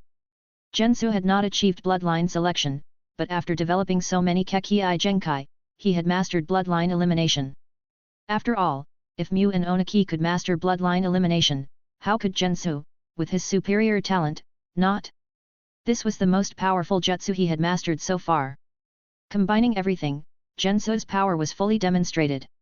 Even with other miscellaneous abilities and secret techniques, they would not have much effect against the formidable Hashirama. Dust Release, Detachment of the Primitive World Technique. Another conical semi-transparent barrier shot out from Jenso's hand, aimed directly at Hashirama not far away. Knowing its immense power, Hashirama didn't try to block it. He leaped away swiftly. Though he dodged, the massive wood giant behind him couldn't. Under Jenso's precise aim, the dust release engulfed the wood giant's head in white light. Without any resistance, the wood giant's head disintegrated into atomic particles. Strike while the iron is hot.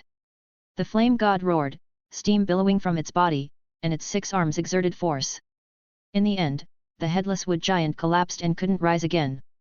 Chapter 14, Chapter 13. Wood splinters flew as the glory of the wood release collapsed. Jenso did not relax at all. At this moment, Hashirama, whose feet had just touched the ground again, glanced at the fallen wooden giant before finally focusing on Jenso. "There's no other way," he said calmly, bringing his hands together in a prayer gesture. It was like the calm before the storm. Jenso looked on with a grave expression. The next second, Sage Art! With a loud shout, an aura far stronger than before erupted from Hashirama. Dark red markings instantly spread across his eyes, with the target-like mark appearing on his forehead, and the pupils of his eyes turning from black to yellow. This was Sage mode. But it didn't end there. With the markings of a sage on his face, Hashirama raised his head, the vast ocean of sage chakra within him surging fiercely. Pressing his hands together even more forcefully, he shouted once again. Sage Art, would release, true several thousand hands. Boom, boom, boom. The rumbling that followed was several dozen times more intense than all the previous battles combined. Like an earthquake, as Jenso steadied himself, he saw under the astonished gaze of everyone outside the battlefield a gigantic Buddha statue with thousands of arms rising from the ground. The size of the wooden giant and the flame god was already enough to awe people. But now, the flame god, which had seemed like a god or demon, appeared like a mere toy in front of the true several thousand hands Buddha.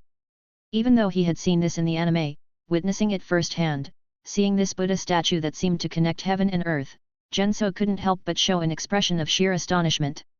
Is this really achievable by a human? He was not alone.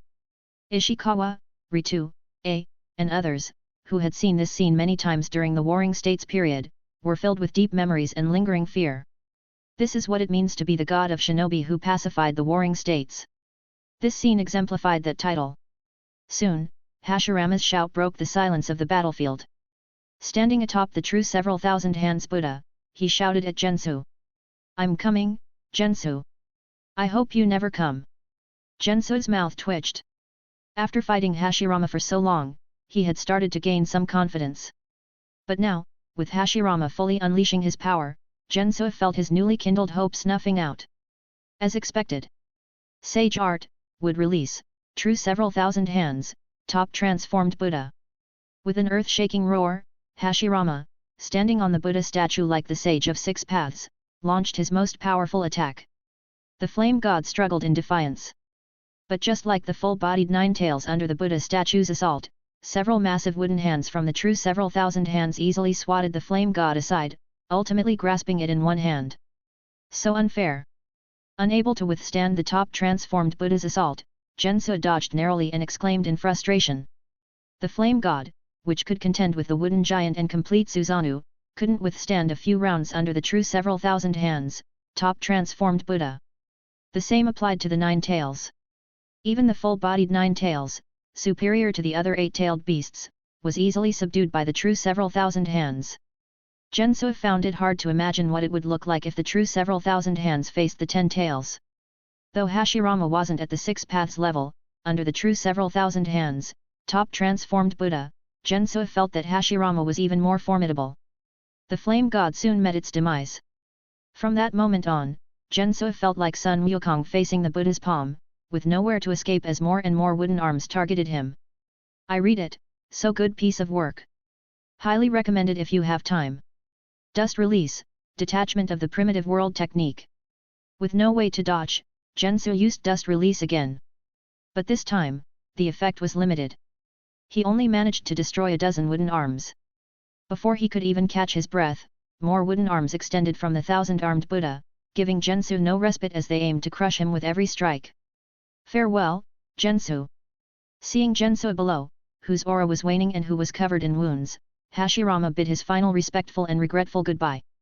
He pointed his hand, and another batch of wooden arms extended from the thousand-armed Buddha, intending to end Jenso's life. Farewell. Severely injured and with only a tenth of his strength left, Jenso looked up at the massive wooden hands covering his entire view and smiled faintly, whispering in a tone Hashirama couldn't hear. Not farewell, but see you later, Hashirama. From the moment the Five Kage had unfairly ambushed him, Jenso had foreseen his fate. When Hashirama used the sage art, would release, true several thousand hands, top transformed Buddha, the last bit of hope in Jenso's heart vanished. It's time to plan for the future. Jenso looked around at his blood scattered from severe injuries, took one last look at this world, and just before the final blow of the true several thousand hands, he made a special hand seal. Forbidden technique, breath of eternal sleep. Mysterious black symbols appeared all over his body, connecting into a continuous stream, forming a black membrane that covered him. Time seemed to freeze, the wounds on Jenso's body stopped bleeding, his boiling chakra calmed, and his racing heart quieted down. His body's vitality was fixed in place. But as a price, Jenso's soul began to dissipate rapidly. Look forward, to our future meeting. Leaving this final statement, Jenso's aura completely vanished.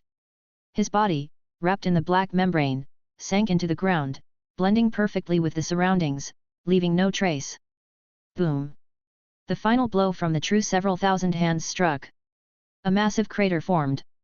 It's over.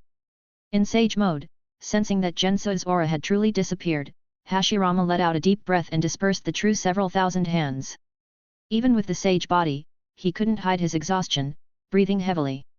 This battle had been as taxing as his fight with Madara years ago. Big brother. A figure arrived at high speed. It was Tobirama. He looked around and asked, "Is Jenso dead?"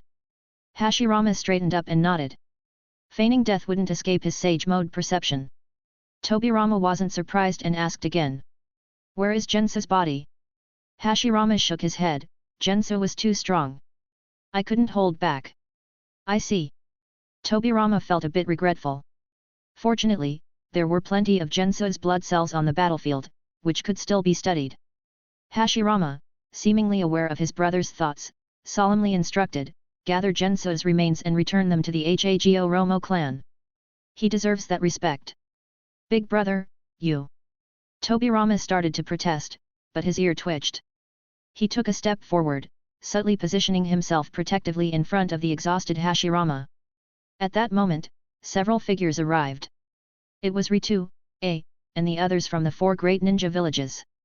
Jenso is finally dead. Seeing the scene, the 3 Kage, Ritu, A, and Ishikawa, expressed their complex feelings. A formidable enemy had fallen. But another still loomed over them like a shadow. Fortunately, this one had no grand ambitions. Everything seemed to be moving in a positive direction. Then, let's celebrate the arrival of the era of peace. First Kazekage Ritu, first Reikage A, first Tsuchikage Ishikawa, and the newly inaugurated second Mizukage Hojiki Gengetsu all extended their hands. "Peace, hey." Hashirama sighed and extended his hand as well. Finally, the leaders of the 5 great ninja villages clasped hands, symbolizing the dawn of a new era of peace. This was the wish of all who had survived the Warring States period. It seemed, it had truly come true. One day later, the battlefield, now a valley instead of a plain, had just settled down when an old visitor arrived. "Is there really no trace left?" Tobirama stroked his chin, surveying the surroundings. After an hour, he emerged from underground, frowning and shaking his head. Still no findings. Jenso's body was indeed thoroughly destroyed. Fortunately, his trip wasn't in vain, as he collected some of Jenso's remaining cells. With his brother not around, he could finally study the man who rivaled gods thoroughly. In good spirits, Tobirama left. Tobirama's arrival was just the beginning. The body of a ninja, even a single cell, contained valuable information about their life. Not only Tobirama but others across the ninja world were interested in Jenso's body, leading to a continuous stream of visitors to the valley. Years later, a proud and powerful man arrived, but unlike the others, he didn't dig for anything. He simply glanced around before snorting and leaving. Decades later, a pale man with a serpentine appearance extended a blood-red tongue, his golden pupils filled with excitement as he surveyed the area. "The one who rivaled gods, don't disappoint me." And so, a new chapter began. Chapter 15, Chapter 14. Konoha Year 60. The smoke of the Third Great Ninja War had long dissipated, and in this era of peace, Children played ninja games excitedly, dreaming of becoming the next Hokage when they grew up. The Hidden Leaf Village. Compared to its early days 60 years ago, it had changed dramatically. The increasingly bustling streets and buildings were just the beginning. On the Hokage Rock, 3 new faces had joined the lone visage of Hashirama. Below the rock, the former residences of the Senju and Uchiha clans were gone. The 2 founding clans of Konoha had dwindled to a few members, such as Tsunade and Suzuki. The villagers didn't care about past glories and histories. To them, the 3rd Hokage was the strongest Hokage Konoha had ever had. The once established facts had become unrecognizable after being eroded by time and obscured by layers of cover-ups. Only those who had lived through that era would laugh and shake their heads upon hearing today's wild claims. But what did it matter? They were just remnants of a bygone era. The times moved forward, and past glories, no matter how magnificent, had been swept into the dustbin of history, no longer influencing the present. The current era belonged to the new generation. What was the god of shinobi? Who were the ones who stood shoulder to shoulder with gods? They hadn't seen them. They had witnessed the 3rd Hokage, the ninjutsu professor, lead Konoha to victory in the unprecedentedly intense First, Second, and Third Great Ninja Wars. They had seen the legendary 3 Sunin, who had contracts with the 3 great sacred places. They had witnessed the speed of the Yellow Flash, who could contend with the A and B duo. What? Someone stronger than them? Had. Let them come out and show us. Can't bring them out? Then stop talking nonsense. At this point, anyone wanting to argue could only close their mouths in frustration. Until one day, a gifted rogue ninja from Konoha completed a forbidden technique left behind by the 2nd Hokage, called the Reanimation jutsu. Finally, the glory of those recorded only in texts reappeared in the present, blinding everyone's eyes. Times were changing, everything had transformed. The winner, Uzumaki Naruto. Yay woohoo yet! As the proctor, Genma, announced the final result, a blonde boy named Naruto ignored his exhaustion and, amidst the cheers and applause of thousands of spectators, celebrated wildly on the battlefield, blowing kisses to the crowd. This was the Chunin exam site in Konoha. Genin from Konoha, the Sand Village, the Sound Village, the Rain Village, the Grass Village, and other ninja villages had gathered for the Chunin selection exams. After 2 rounds of examinations that eliminated a large number of participants, they had arrived at the final round. This was a grand competition watched by thousands of spectators, including many prominent figures, nobles, and even the 3rd Hokage and the 4th Kazekage. Right from the start, no one expected a boy named Uzumaki Naruto to defeat the favored winner, Hyuga Niji, from the prestigious Hyuga clan. The crowd erupted in excitement. Subsequent matches were equally thrilling. Shikamaru outwitted Temari but ultimately conceded. Suzuki made a dramatic entrance, engaging in a fierce battle with the one-tailed Jinchuriki, Gaara. But none of this was as shocking as the moment when feathers from the Nirvana Temple technique began to fall, and the 4th Kazekage placed a kunao at the neck of the 3rd Hokage, Hiruzen, declaring the start of the plan to destroy Konoha. Boom! Boom! Explosions, battles, screams, and wails. One moment, Konoha was peaceful, the next, it was engulfed in war. On the roof of the Chunin exam observation platform, within the 4 violet flames formation, Orochimaru revealed his true face, and after a brief exchange with his beloved teacher, he became serious. Sarutobi-sensei, don't disappoint me too much. Orochimaru sneered at the aged Hiruzen. Removing his Hokage robe to reveal his black combat attire, Hiruzen, with a serious expression, threw shuriken and formed hand signs. Shuriken Shadow Clone Jutsu. Instantly, countless shuriken multiplied, covering the sky as they shot toward Orochimaru. Orochimaru clapped his hands and smirked. Summoning Jutsu, Reanimation Jutsu. With a rumble, several upright coffins rose from the ground, blocking all the shuriken Shadow Clone's attacks. Reanimation Jutsu? That is. Seeing this, Sarutobi Hiruzen's pupils contracted sharply. As the Hokage, he was well aware of the reanimation jutsu recorded in the Book of Seals. Summoning the dead. Sarutobi Hiruzen looked at the 2 coffins that had risen first, marked with the characters First and God. Then he saw 2 more coffins marked with Second and Fourth slowly rising.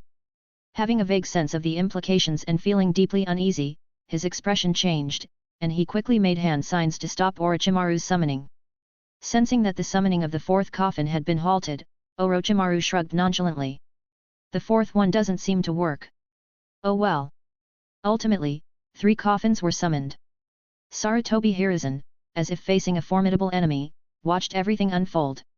Soon, with a creaking sound, the lids of the 3 coffins, filled with shuriken, slowly fell to the ground, raising a cloud of dust. Clatter, clatter. The sound of metal clinking came from within the dust cloud. Hiruzen clenched his fists. Outside the 4 violet flames formation, a team of ANBU watched intently. Finally, the dust settled. Everyone present saw 3 men in old-fashioned war armor, their bodies covered in cracks, step out of the coffin stiffly. That's the first and second Hokage. The ANBU watching from outside quickly recognized the first and second Hokage of Konoha. After all, their faces were familiar, having been seen since childhood. But who is that young man in silver armor? The ANBU looked at each other, puzzled by the unfamiliar figure standing alongside the first and second Hokage. The ANBU didn't know, but Hiruzen, as the Hokage, knew very well. The man who fought the first 5 Kage, causing the death of the first Mizu Kage and the crippling of the first Reikage, the one who took a great effort for the first Hokage to finally kill, a man said to stand shoulder to shoulder with gods. Hagoromo Gensou. Hiruzen, looking at the reanimated Jenso, felt his heart sink as he spoke each word. Oh! I didn't expect people still remember me. Jenso, lifting his head to enjoy the long-lost sunlight, looked at Hiruzen and smiled brightly. Not bad, you deserve praise. End of chapter. Comment. 6 comment. Vote. Chapter 16, Chapter 15. The poll is up. Go to my Patreon to vote for your favorite fanfic and get it picked up. It's free. What is it like after death? As someone who had experienced it, Jenso honestly didn't know how to describe it. Perhaps, it was like the world seen by a blind person. Not darkness, but void. To put it specifically, it was similar to the void one sees when closing one eye while the other remains open. Time had no reference after death and seemed to pass by quickly. One moment, Hagoromo closed his eyes, and the next, he felt like he had opened them again. It was only when he saw the familiar sight of Konoha village and the aged face of the third Hokage, Hiruzen, that he realized he had truly come to the present, over 50 years later. Time flies so fast. Unsurprisingly, he had been resurrected by Orochimaru using the reanimation jutsu. Hagoromo looked at his cracked hands with some emotion, feeling the body that didn't actually belong to him. The quality of the sacrifice body I'm in is too poor. After examining himself, he shook his head inwardly. The reason why Madara was so overwhelmingly powerful when reanimated during the Fourth Great Ninja War was that Kabuto had prepared a high-quality sacrifice, allowing him to exert his full strength. The quality of the sacrifice Hagoromo was in was far inferior even to ordinary white Zetsu, indicating the level of power he could exhibit. No need to say, the same likely applied to Hashirama and Tobirama beside him. No wonder the declining third Hokage could fight 2 of them and leave behind a somewhat impressive record before his death. At this moment, Hashirama and Tobirama also realized what was happening. Hashirama looked at Hiruzen in front of him, his eyes full of memories. Long time no see, monkey. You've aged, Sarutobi, Tobirama added calmly. As the Hokage he had personally chosen before his death, Hiruzen had been quite young at that time. Seeing him now, Hiruzen had grown old. Has it been 30 or 40 years? While assessing, Tobirama glanced at Hagoromo, who seemed slightly out of place, and instinctively frowned. Why is this guy here too? Facing the 2 former leaders of Konoha, whom he respected deeply, Hiruzen felt both nostalgic and guilty. He said, I never expected to see the 2 of you in such circumstances. I'm sorry for disturbing your eternal rest. Reanimation jutsu, hey. Tobirama had already figured out the situation and turned to look at Orochimaru behind him, saying coldly, is this young man the one who used the forbidden technique to summon us? Impressive, to have completed my jutsu to this extent. It's a pity he's gone astray. Didn't I tell you long ago not to develop those dangerous forbidden techniques? It seems you didn't listen. Hashirama sighed beside him, then turned his head and noticed Hagoromo watching everything silently. His eyes lit up, and he greeted, long time no see, Hagoromo. Hashirama. Hagoromo turned his gaze to Hashirama. Compared to himself, this guy had lived a few more years. Hagoromo smiled and asked, "For you, it's been a long time. For me, it's just been a blink of an eye. By the way, I said before that Madara was more radical than me. So, what interesting things happened after I died?" Hashirama's expression fell as he recalled the Battle of the Valley of the End, and he said in a low tone, "Madara. Just as I expected." Seeing Hashirama's expression, Jenso felt relieved knowing the ninja world had developed along its original trajectory. Feeling good, he continued to rub salt into the wound. Not just Madara, but the peace Kage kept preaching about was also the same. "Hashirama, if the ninja world had remained peaceful after my death, why would Konoha need to change Hokage so frequently within just a few decades?" Hagoromo pointed towards the Hokage rock not far away. If the ninja world had indeed been peaceful, Konoha wouldn't have needed to frequently add new Hokage. Hashirama followed Hagoromo's direction and looked at the 4 huge heads on the Hokage rock, his expression tightening. Though somewhat naive, he was not stupid. "Tobirama, is it true?" Hashirama asked his brother, who had also gone to the afterlife. The ninja world had indeed remained peaceful during his lifetime. But after his death, he didn't know. Tobirama glanced at the gloating Jenso beside him and was about to answer. Orochimaru, who had been standing as a backdrop, walked over and said indifferently, "Old men chatting can stop now. It's time to get down to business." Hearing this, Hagoromo's lips twitched. Old men. Having always been regarded as a young prodigy, he found it hard to adapt to the modern terminology. Seeing Orochimaru approaching him first, Hashirama could only put down his questions and sighed, "So, no matter what era it is, we have to fight." To the legendary god of shinobi, Orochimaru replied courteously, "You enjoy it, don't you?" Hiruzen, seeing this, became furious and yelled, "How dare you mock the dead, Orochimaru? Those who toy with time will face dire consequences." Orochimaru sneered, took out control tags, and demonstrated his stance through action. Sometimes, having poor quality sacrifices for the reanimation jutsu wasn't a bad thing. Like now. With limited power to exert, Hashirama couldn't break free from Orochimaru's control like he could with White Zetsu's body during the Fourth Great Ninja War. The same went for Tobirama. As the creator of the reanimation jutsu, he could break free from its constraints like Madara Uchiha, but with the current body's limited strength, he couldn't escape Orochimaru's control. So, all they could do was watch Orochimaru insert the control tags into their brains, dimming their eyes and sealing their souls. Seeing his 2 old friends lose consciousness shortly after meeting again, Hagoromo shrugged and, without concern, suggested to the approaching Orochimaru. "You're Orochimaru, right? Since you know who I am, you should understand I'm different from these 2. No need to control me, I'm quite willing to help destroy Konoha." Though unable to break free from the reanimation jutsu's constraints, Hagoromo had backup plans.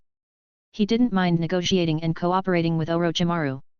After all, an aware reanimation was far more powerful than one with suppressed consciousness. Hearing this, Orochimaru extended his long tongue, examining the legendary man before him who stood shoulder to shoulder with gods, the most talented man who had ever existed. Such a famous figure, unlike the others he had summoned from the afterlife who constantly berated him for desecrating them, seemed willing to join his side. "How interesting, old man." Chapter 17, Chapter 16. New fanfics for the week poll. The poll is up. It's free. I've already confronted the 5 Kage, and the system just arrived. Savior in the DC Universe. Marvel, I started by containing SCPs. To Jenso's surprise, Orochimaru decisively rejected the proposal for cooperation. "For a great ninja like you, I wouldn't dare to be careless at all. Snakes are cold-blooded animals." Compared to trusting others, Orochimaru preferred to trust himself. Not wanting anything to go wrong in his interaction with his beloved teacher, he pulled out another talisman and, without saying much, inserted it into Hagoromo's brain. Seeing this, Jenso could only shake his head inwardly. Modern ninjas don't even give a bit of trust. Truly, they're regressing. Oh well. With limited strength and unable to resist, Jenso calmly accepted everything. There would be more opportunities later, and he wasn't in a hurry. Just like Hashirama and Tobirama, Jenso's eyes soon darkened as the reanimated body came fully under Orochimaru's control. Although his consciousness was blocked, Jenso could still passively sense everything outside, though he couldn't control his body. Complete.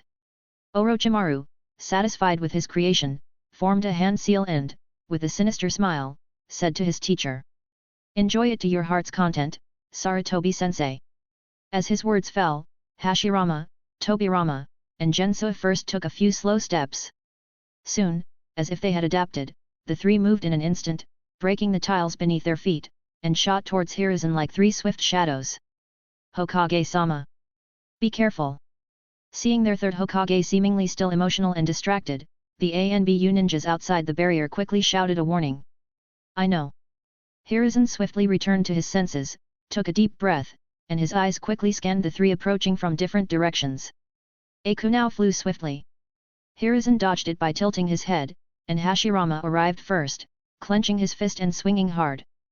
Hiruzen lowered his body, twisted his hands on the ground, and kicked out with his right foot, forcing Hashirama back. Before he could catch his breath, Tobirama appeared behind him. After a few quick exchanges, Hiruzen grabbed Tobirama's arm and threw him away. But at that moment, in Hiruzen's widened pupils, Jenso appeared ghost-like beside him. Unable to react, he felt a massive force crush his chest. Hiruzen opened his mouth in pain, his aged body curling up as he was sent flying like a cannonball. Jenso, along with the adjusted Hashirama and Tobirama, did not give him a chance to breathe and chased after him. Fire style, Dragon Flame Bomb. While flying back, Hiruzen endured the pain and quickly formed hand seals.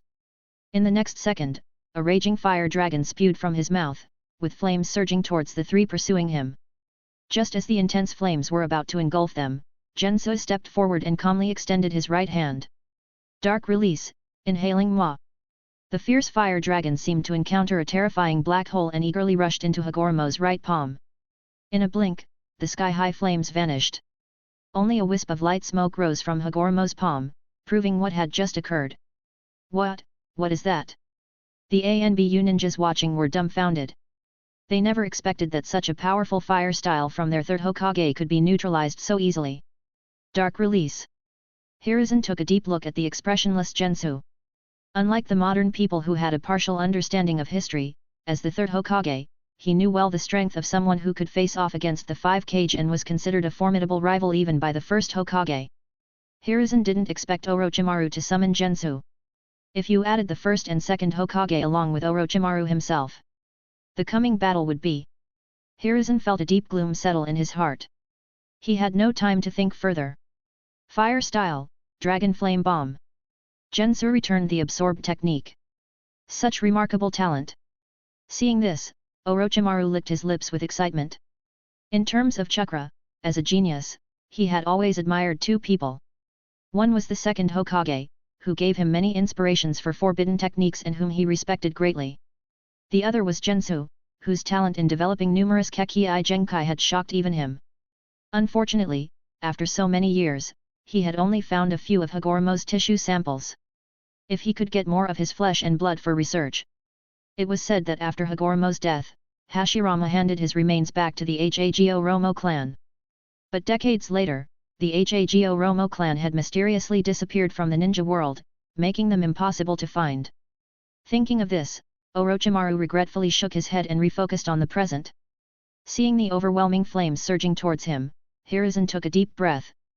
Earth style, Earth Wall. A massive earth wall rose in front of him, blocking the Dragon Flame Bomb. Water style, Water Severing Wave.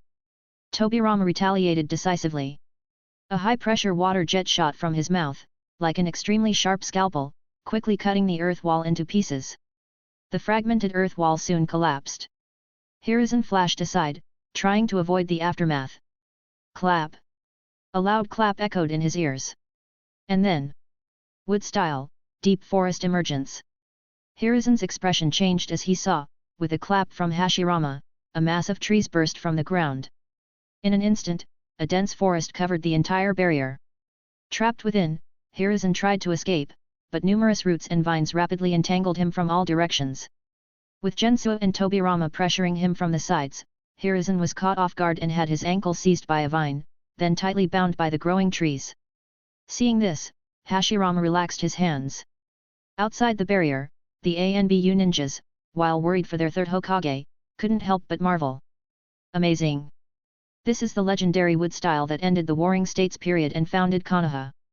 Step by step, Hashirama, Tobirama, and Jenso approached the bound Hiruzen with expressionless faces. Orochimaru followed, smiling faintly. Finally caught you, sensei. Hearing this, a flicker of emotion appeared deep within Jenso's otherwise impassive eyes. Celebrating too early can be disastrous. Though unable to control his body, the real Jenso, observing everything like a bystander, smiled inwardly. This is good. The real opportunity he had been waiting for was coming soon. Chapter 18, Chapter 17. There's a saying that halftime celebrations can lead to bad luck. True to form. Just as Orochimaru was preparing to settle his final grievance, Hiruzen, entangled by trees, gritted his teeth and slapped the tree. Ninja art, summoning jutsu. Come forth. Monkey King. Boom. A massive cloud of white smoke rose. Hiruzen's old battle companion, Inma, a robust figure with an indestructible body, appeared beside him. Seeing this, Orochimaru's face darkened slightly. A troublesome guy has shown up. At the same time, Inma looked over and coldly said, Orochimaru. It is as expected. Inma turned to look at his old comrade, tightly bound and unable to move. What a pity, Hiruzen. It's all because you didn't kill him back then. A long time ago, Inma had warned Hiruzen that his talented disciple Orochimaru had sinister intentions. Hiruzen didn't listen.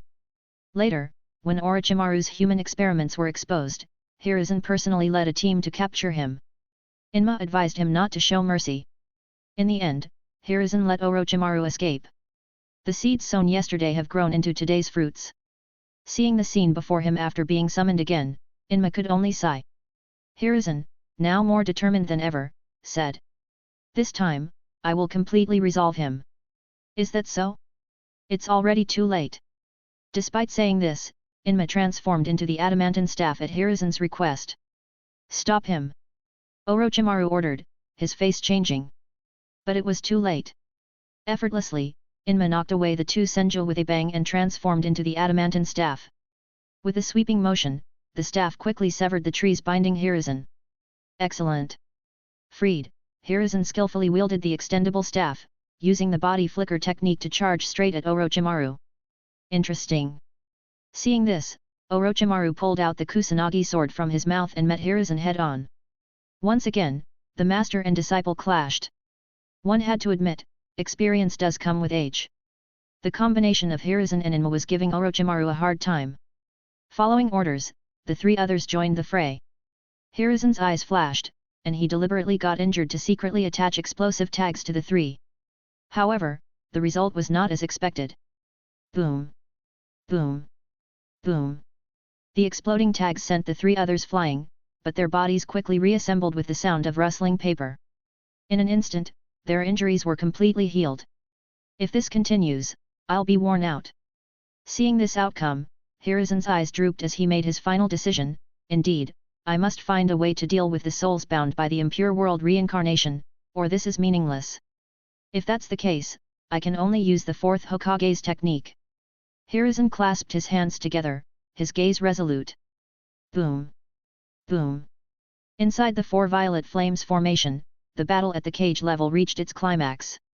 Outside the barrier, the battle in the village of Konoha also intensified. 15, 16, 17. I'm already at 20. As expected of my eternal rival, Kakashi. I must keep up. 18, 19. At the Chunin exam venue, after sending Naruto and others on a long-awaited S-rank mission, the elite Jonin, Kakashi, and Guy, stayed behind, fighting the invading sand and sound ninja to protect the unconscious spectators. Of course, they had another purpose. The moment the four violet flames formation was broken, they would immediately join the fight alongside the third Hokage. Orochimaru. Kakashi kicked a sand ninja away and glanced at the barrier. With his Sharingan's extraordinary insight, he could vaguely see inside. Though his expression remained unchanged, he was extremely anxious. The third Hokage is old, continuing this fight will only become more dangerous for him. Especially since his enemies are not just Orochimaru. That's, the first Hokage and the second Hokage. Who is the third person? To be summoned along with the first and second Hokage, they must not be underestimated. Has the barrier not been broken yet? Kakashi shook his head, a sense of foreboding rising in his heart. Inside the barrier, another unexpected event occurred. Just as Hiruzen was about to act, Orochimaru suddenly transformed into a snake, nearly blinding him. Realizing his disciple had completed the ghastly and evil living corpse reincarnation technique, Hiruzen's resolve strengthened. Orochimaru! I will bury you completely to atone for my past mistakes. Orochimaru, now wearing his original face, chuckled hoarsely, it's too late. Hiruzen took a final deep look at Orochimaru and formed hand seals, shadow clone jutsu. Boom! Boom! Boom! 3 shadow clones appeared around him. Why use shadow clones? This will only disperse your limited chakra. An observing Anbu ninja was puzzled. Orochimaru laughed, it seems you've truly aged, sensei, rushing to end your own life. Only Jenso, silently watching, and Inma, familiar with Hiruzen, knew what was about to happen. Hiruzen, you. Inma, in his staff form, spoke with shock and sorrow. Seeing the hand seals his old friend was forming, Inma knew what they meant. Rat ox monkey rabbit boar horse tiger. Hiruzen clasped his hands together. A spectral image of the death god, visible only to the caster, appeared behind Hiruzen. Unaware of what technique Hiruzen was about to perform, Orochimaru, confident of his victory, said, it's too late no matter what you do. I've won, and Konoha will fall. Genjutsu, bringer of darkness technique. As Orochimaru's words fell, Tobirama acted decisively. Hiruzen's vision went black. In the next second. Boom! Boom! Boom! Attacks from Hashirama and Jenso struck him like a tide. Hiruzen endured the pain, defending as best he could while responding to Orochimaru's taunts about Konoha and the Hokage. Finally, in the last moment of his life, Hiruzen, who had preached the will of fire countless times, welcomed the arrival of the death god. Everything was ready. Hiruzen did not hesitate any longer. I am the man who inherited the will of the first and second Hokage. I am the third Hokage of Konoha. No matter how you covet Konoha, Orochimaru, I and the new Hokage who inherits my will continue to protect this village. Right, fourth Hokage. With this thought in mind, Hiruzen formed the final seal. Orochimaru, next, I will show you Konoha's secret technique you've never seen before. Face your end. Sealing technique, Reaper Death Seal. Chapter 19, Chapter 18. Sealing technique, Reaper Death Seal. Hiruzen's resolute voice echoed in the dark space. It's coming. The real Jenso's expression shifted with great anticipation. Orochimaru glanced at Jenso's Edo Tensei body.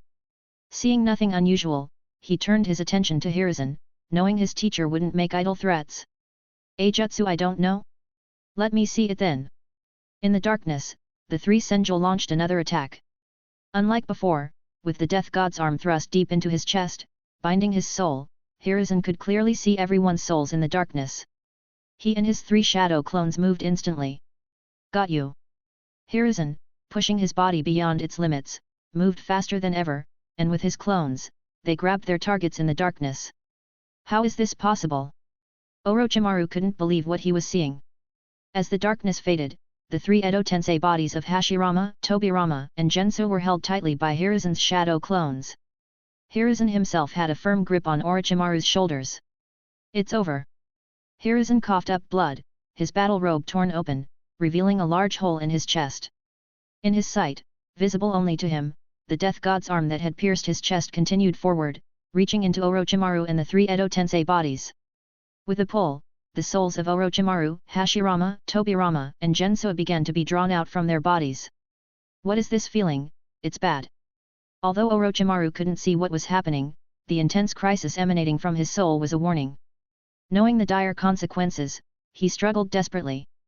But before the death god and Hiruzen's unwavering determination, his soul was still being pulled out bit by bit. Unlike Orochimaru's fierce resistance, Hashirama and Tobirama remained calm as their souls were extracted by the death god. Their minds clear, they did not resist, allowing the death god to pull their souls from their Edo Tensei bodies. They even apologized to Hiruzen, sorry, monkey. Apologies, Hiruzen. Hiruzen closed his eyes, equally apologetic. Being devoured and permanently sealed by the death god was agonizing. If he could avoid it, he wouldn't choose this path. But given the circumstances, he had no choice. First Hokage. Second Hokage. Please forgive. Hiruzen's apology was abruptly interrupted by an unexpected voice. Hey, hey, hey, how touching. Hiruzen's eyes widened. At the same time, Hashirama and Tobirama, about to be sealed, quickly turned their heads. The voice belonged to Jenso, who was smiling brightly and waving at them. Unlike Hashirama and Tobirama, whose souls were easily extracted by the death god, Jenso was still resisting. Even compared to Orochimaru, he seemed more at ease. After all, the former faced the true death god, while Jenso dealt only with the power of a shadow clone. You? How? Hiruzen looked at Jenso in shock. He hadn't expected such a critical flaw in his plan. Orochimaru was equally surprised. If there was a flaw in Edo Tensei, it was that it couldn't resist sealing techniques and soul-targeting jutsu. Yet, not only did Jenso resist the death god's attack, but Orochimaru also found he couldn't control him anymore. Unlike Hashirama and Tobirama, who regained their consciousness after their souls were grabbed, Jenso had completely broken free from Orochimaru's control, fully mastering his Edo Tensei body. Don't understand? Blame your control seal's inadequacy and the time you gave me. Noticing Orochimaru's gaze, Jenso explained cheerfully. During the previous moments, he hadn't been idle. With his profound understanding of chakra, he quickly analyzed the control seal within his Edo Tensei body. Finally, as Orochimaru's soul was being pulled by the death god, weakening his control over Edo Tensei, Jenso, also targeted by the death god, seized the opportunity. He erased the control seal, taking full control of his Edo Tensei body. At this moment, if Hiruzen chose to give up and let Orochimaru act, as the caster, Orochimaru might regain some control over Jenso. But would that happen? Having seized this only chance, Hiruzen, determined, wouldn't let Orochimaru go. Knowing Orochimaru had become a monster seeking immortality by consuming others' bodies, and himself merely a dead man resurrected by Edo Tensei, it was clear who was more dangerous. As expected. Even after Jenso's unexpected awakening, Hiruzen's grip on Orochimaru tightened. Under Orochimaru's panicked and angry gaze, Hiruzen exerted more force to pull out his soul. Meanwhile, Hiruzen's shadow clone used all its strength to pull Jenso's soul. Jenso, we are already dead, let's not disturb the living anymore. Hashirama, fully aware of Jenso's capabilities, advised. Jenso, looking at his old friend about to be swallowed by the death god, smiled faintly. I have no interest in suffering in the death god's belly. Besides, Hashirama, you've lived long enough. I haven't had my fill of life. With this heaven-sent opportunity, not seizing it would be foolish. Jenso, you. Hashirama wanted to say more, but Tobirama interrupted, brother, it's useless. Tobirama stared at Jenso, expressionless. You planned this from the moment you were summoned by Edo Tensei, didn't you? Guess. Jenso smiled at Tobirama. Ignoring Jenso, Tobirama turned to Hiruzen with unprecedented seriousness. Hiruzen, finish Jenso with all your might. Don't let him escape. Only those from the same era truly understood Jenso's power and terror. Even in his Edo Tensei state, such a person couldn't be judged by common sense. Given more time, the ninja world would face unprecedented changes. In comparison, Orochimaru, who caused more damage to Konoha, was insignificant. Sadly. Already at the death god's mouth, Tobirama and his brother had no time to act. Jenso, you calculated this too, right?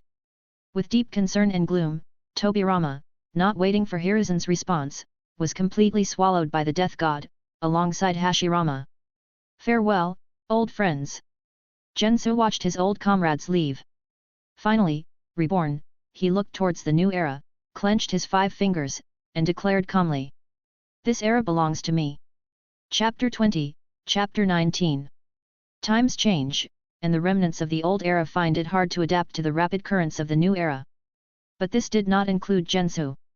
Compared to the end of the Warring States period, the rapid development in various fields, especially technology similar to his past life, made the ninja world of today even more appealing to him. This era should belong to him. Don't you agree, useless system? Jenso spoke to his system in his mind.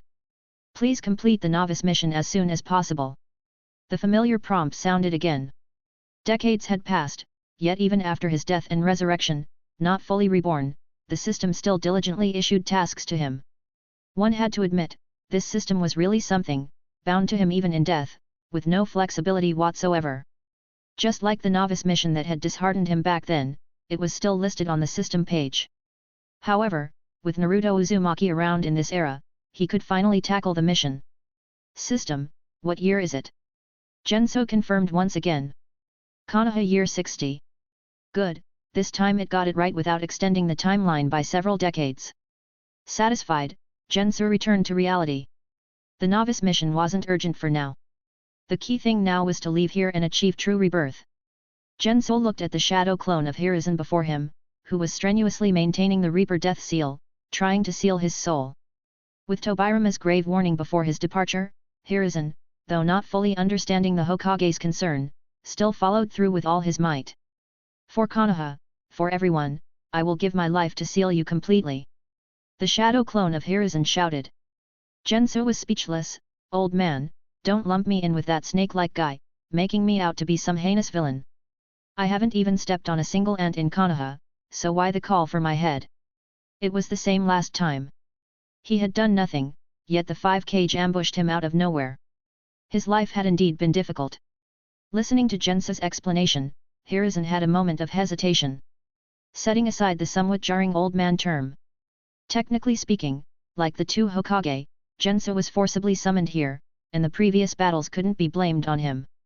However, seeing Jenso unexpectedly break free from Orochimaru's control and resist the Reaper death seal, clearly having his own intentions, and knowing he died at the hands of the first Hokage, Hiruzen's eyes hardened. Such a person, feared deeply by both the first and second Hokage, could not be allowed to escape. With a firm resolve shaped by the stories of Jenso's genius from his youth, Hiruzen responded resolutely. Jenso-senpai, the dead should not return to the world of the living. It's time for you to go back where you belong. Make me go back? That's not something an old man at death's door like you can achieve. Still convinced he was a 24-year-old youth, Jenso was displeased with being called senpai by Hiruzen. Fortunately, he wouldn't have to listen to him any longer. Jenso's lips curled into a smile. At the same time, the shadow clone of Hiruzen before him changed expression, you. During their exchange, the battle for Jenso's soul under the Reaper death seal continued. Originally, Hiruzen's shadow clone had pulled Jenso's soul partially out of his Edo Tensei body. But now, he suddenly found a powerful resistance not only hindering his jutsu but also watching as Jenso's soul slowly retracted back into his body. You think I was chatting with you out of post-death boredom? Jenso said with a faint smile at the shadow clone of Hiruzen. I was just buying time to adapt to this new body and to understand the infamous Reaper death seal. With these words, Jenso's body trembled, and the shadow clone's hands gripping his shoulders were suddenly repelled. If it were your real body, I might have had a hard time breaking free from the Reaper death seal. But a shadow clone? Ha! Jenso pointed a finger, and the shocked shadow clone of Hiruzen dissipated with a poof into white smoke. Feeling the shadow clone dissipate, Hiruzen, tightly entangled with Orochimaru, changed expression, this is bad. Conversely, Orochimaru, who had looked grim, now revealed a hint of joy, quickly suggesting to Jenso, Jenso-senpai, let's kill Hiruzen together. Once the third Hokage is gone, Konoha will be leaderless and will face inevitable destruction. This is the outcome you desire, isn't it? Orochimaru was well aware of the conflicts between Jenso, Hashirama, and the Konoha led by Hashirama. He believed Jenso would be interested in his plan to destroy Konoha. However, what happened next took Orochimaru by surprise. Freed and unobstructed, Jenso didn't move to attack but instead folded his arms and cheerfully watched, saying, no rush. It's rare to witness such a dramatic showdown between teacher and student. I'd like to see who wins in the end. Carry on, don't mind me. Jenso hadn't forgotten that Orochimaru was the caster of Edo Tensei. To avoid unnecessary surprises, he had no interest in helping Orochimaru.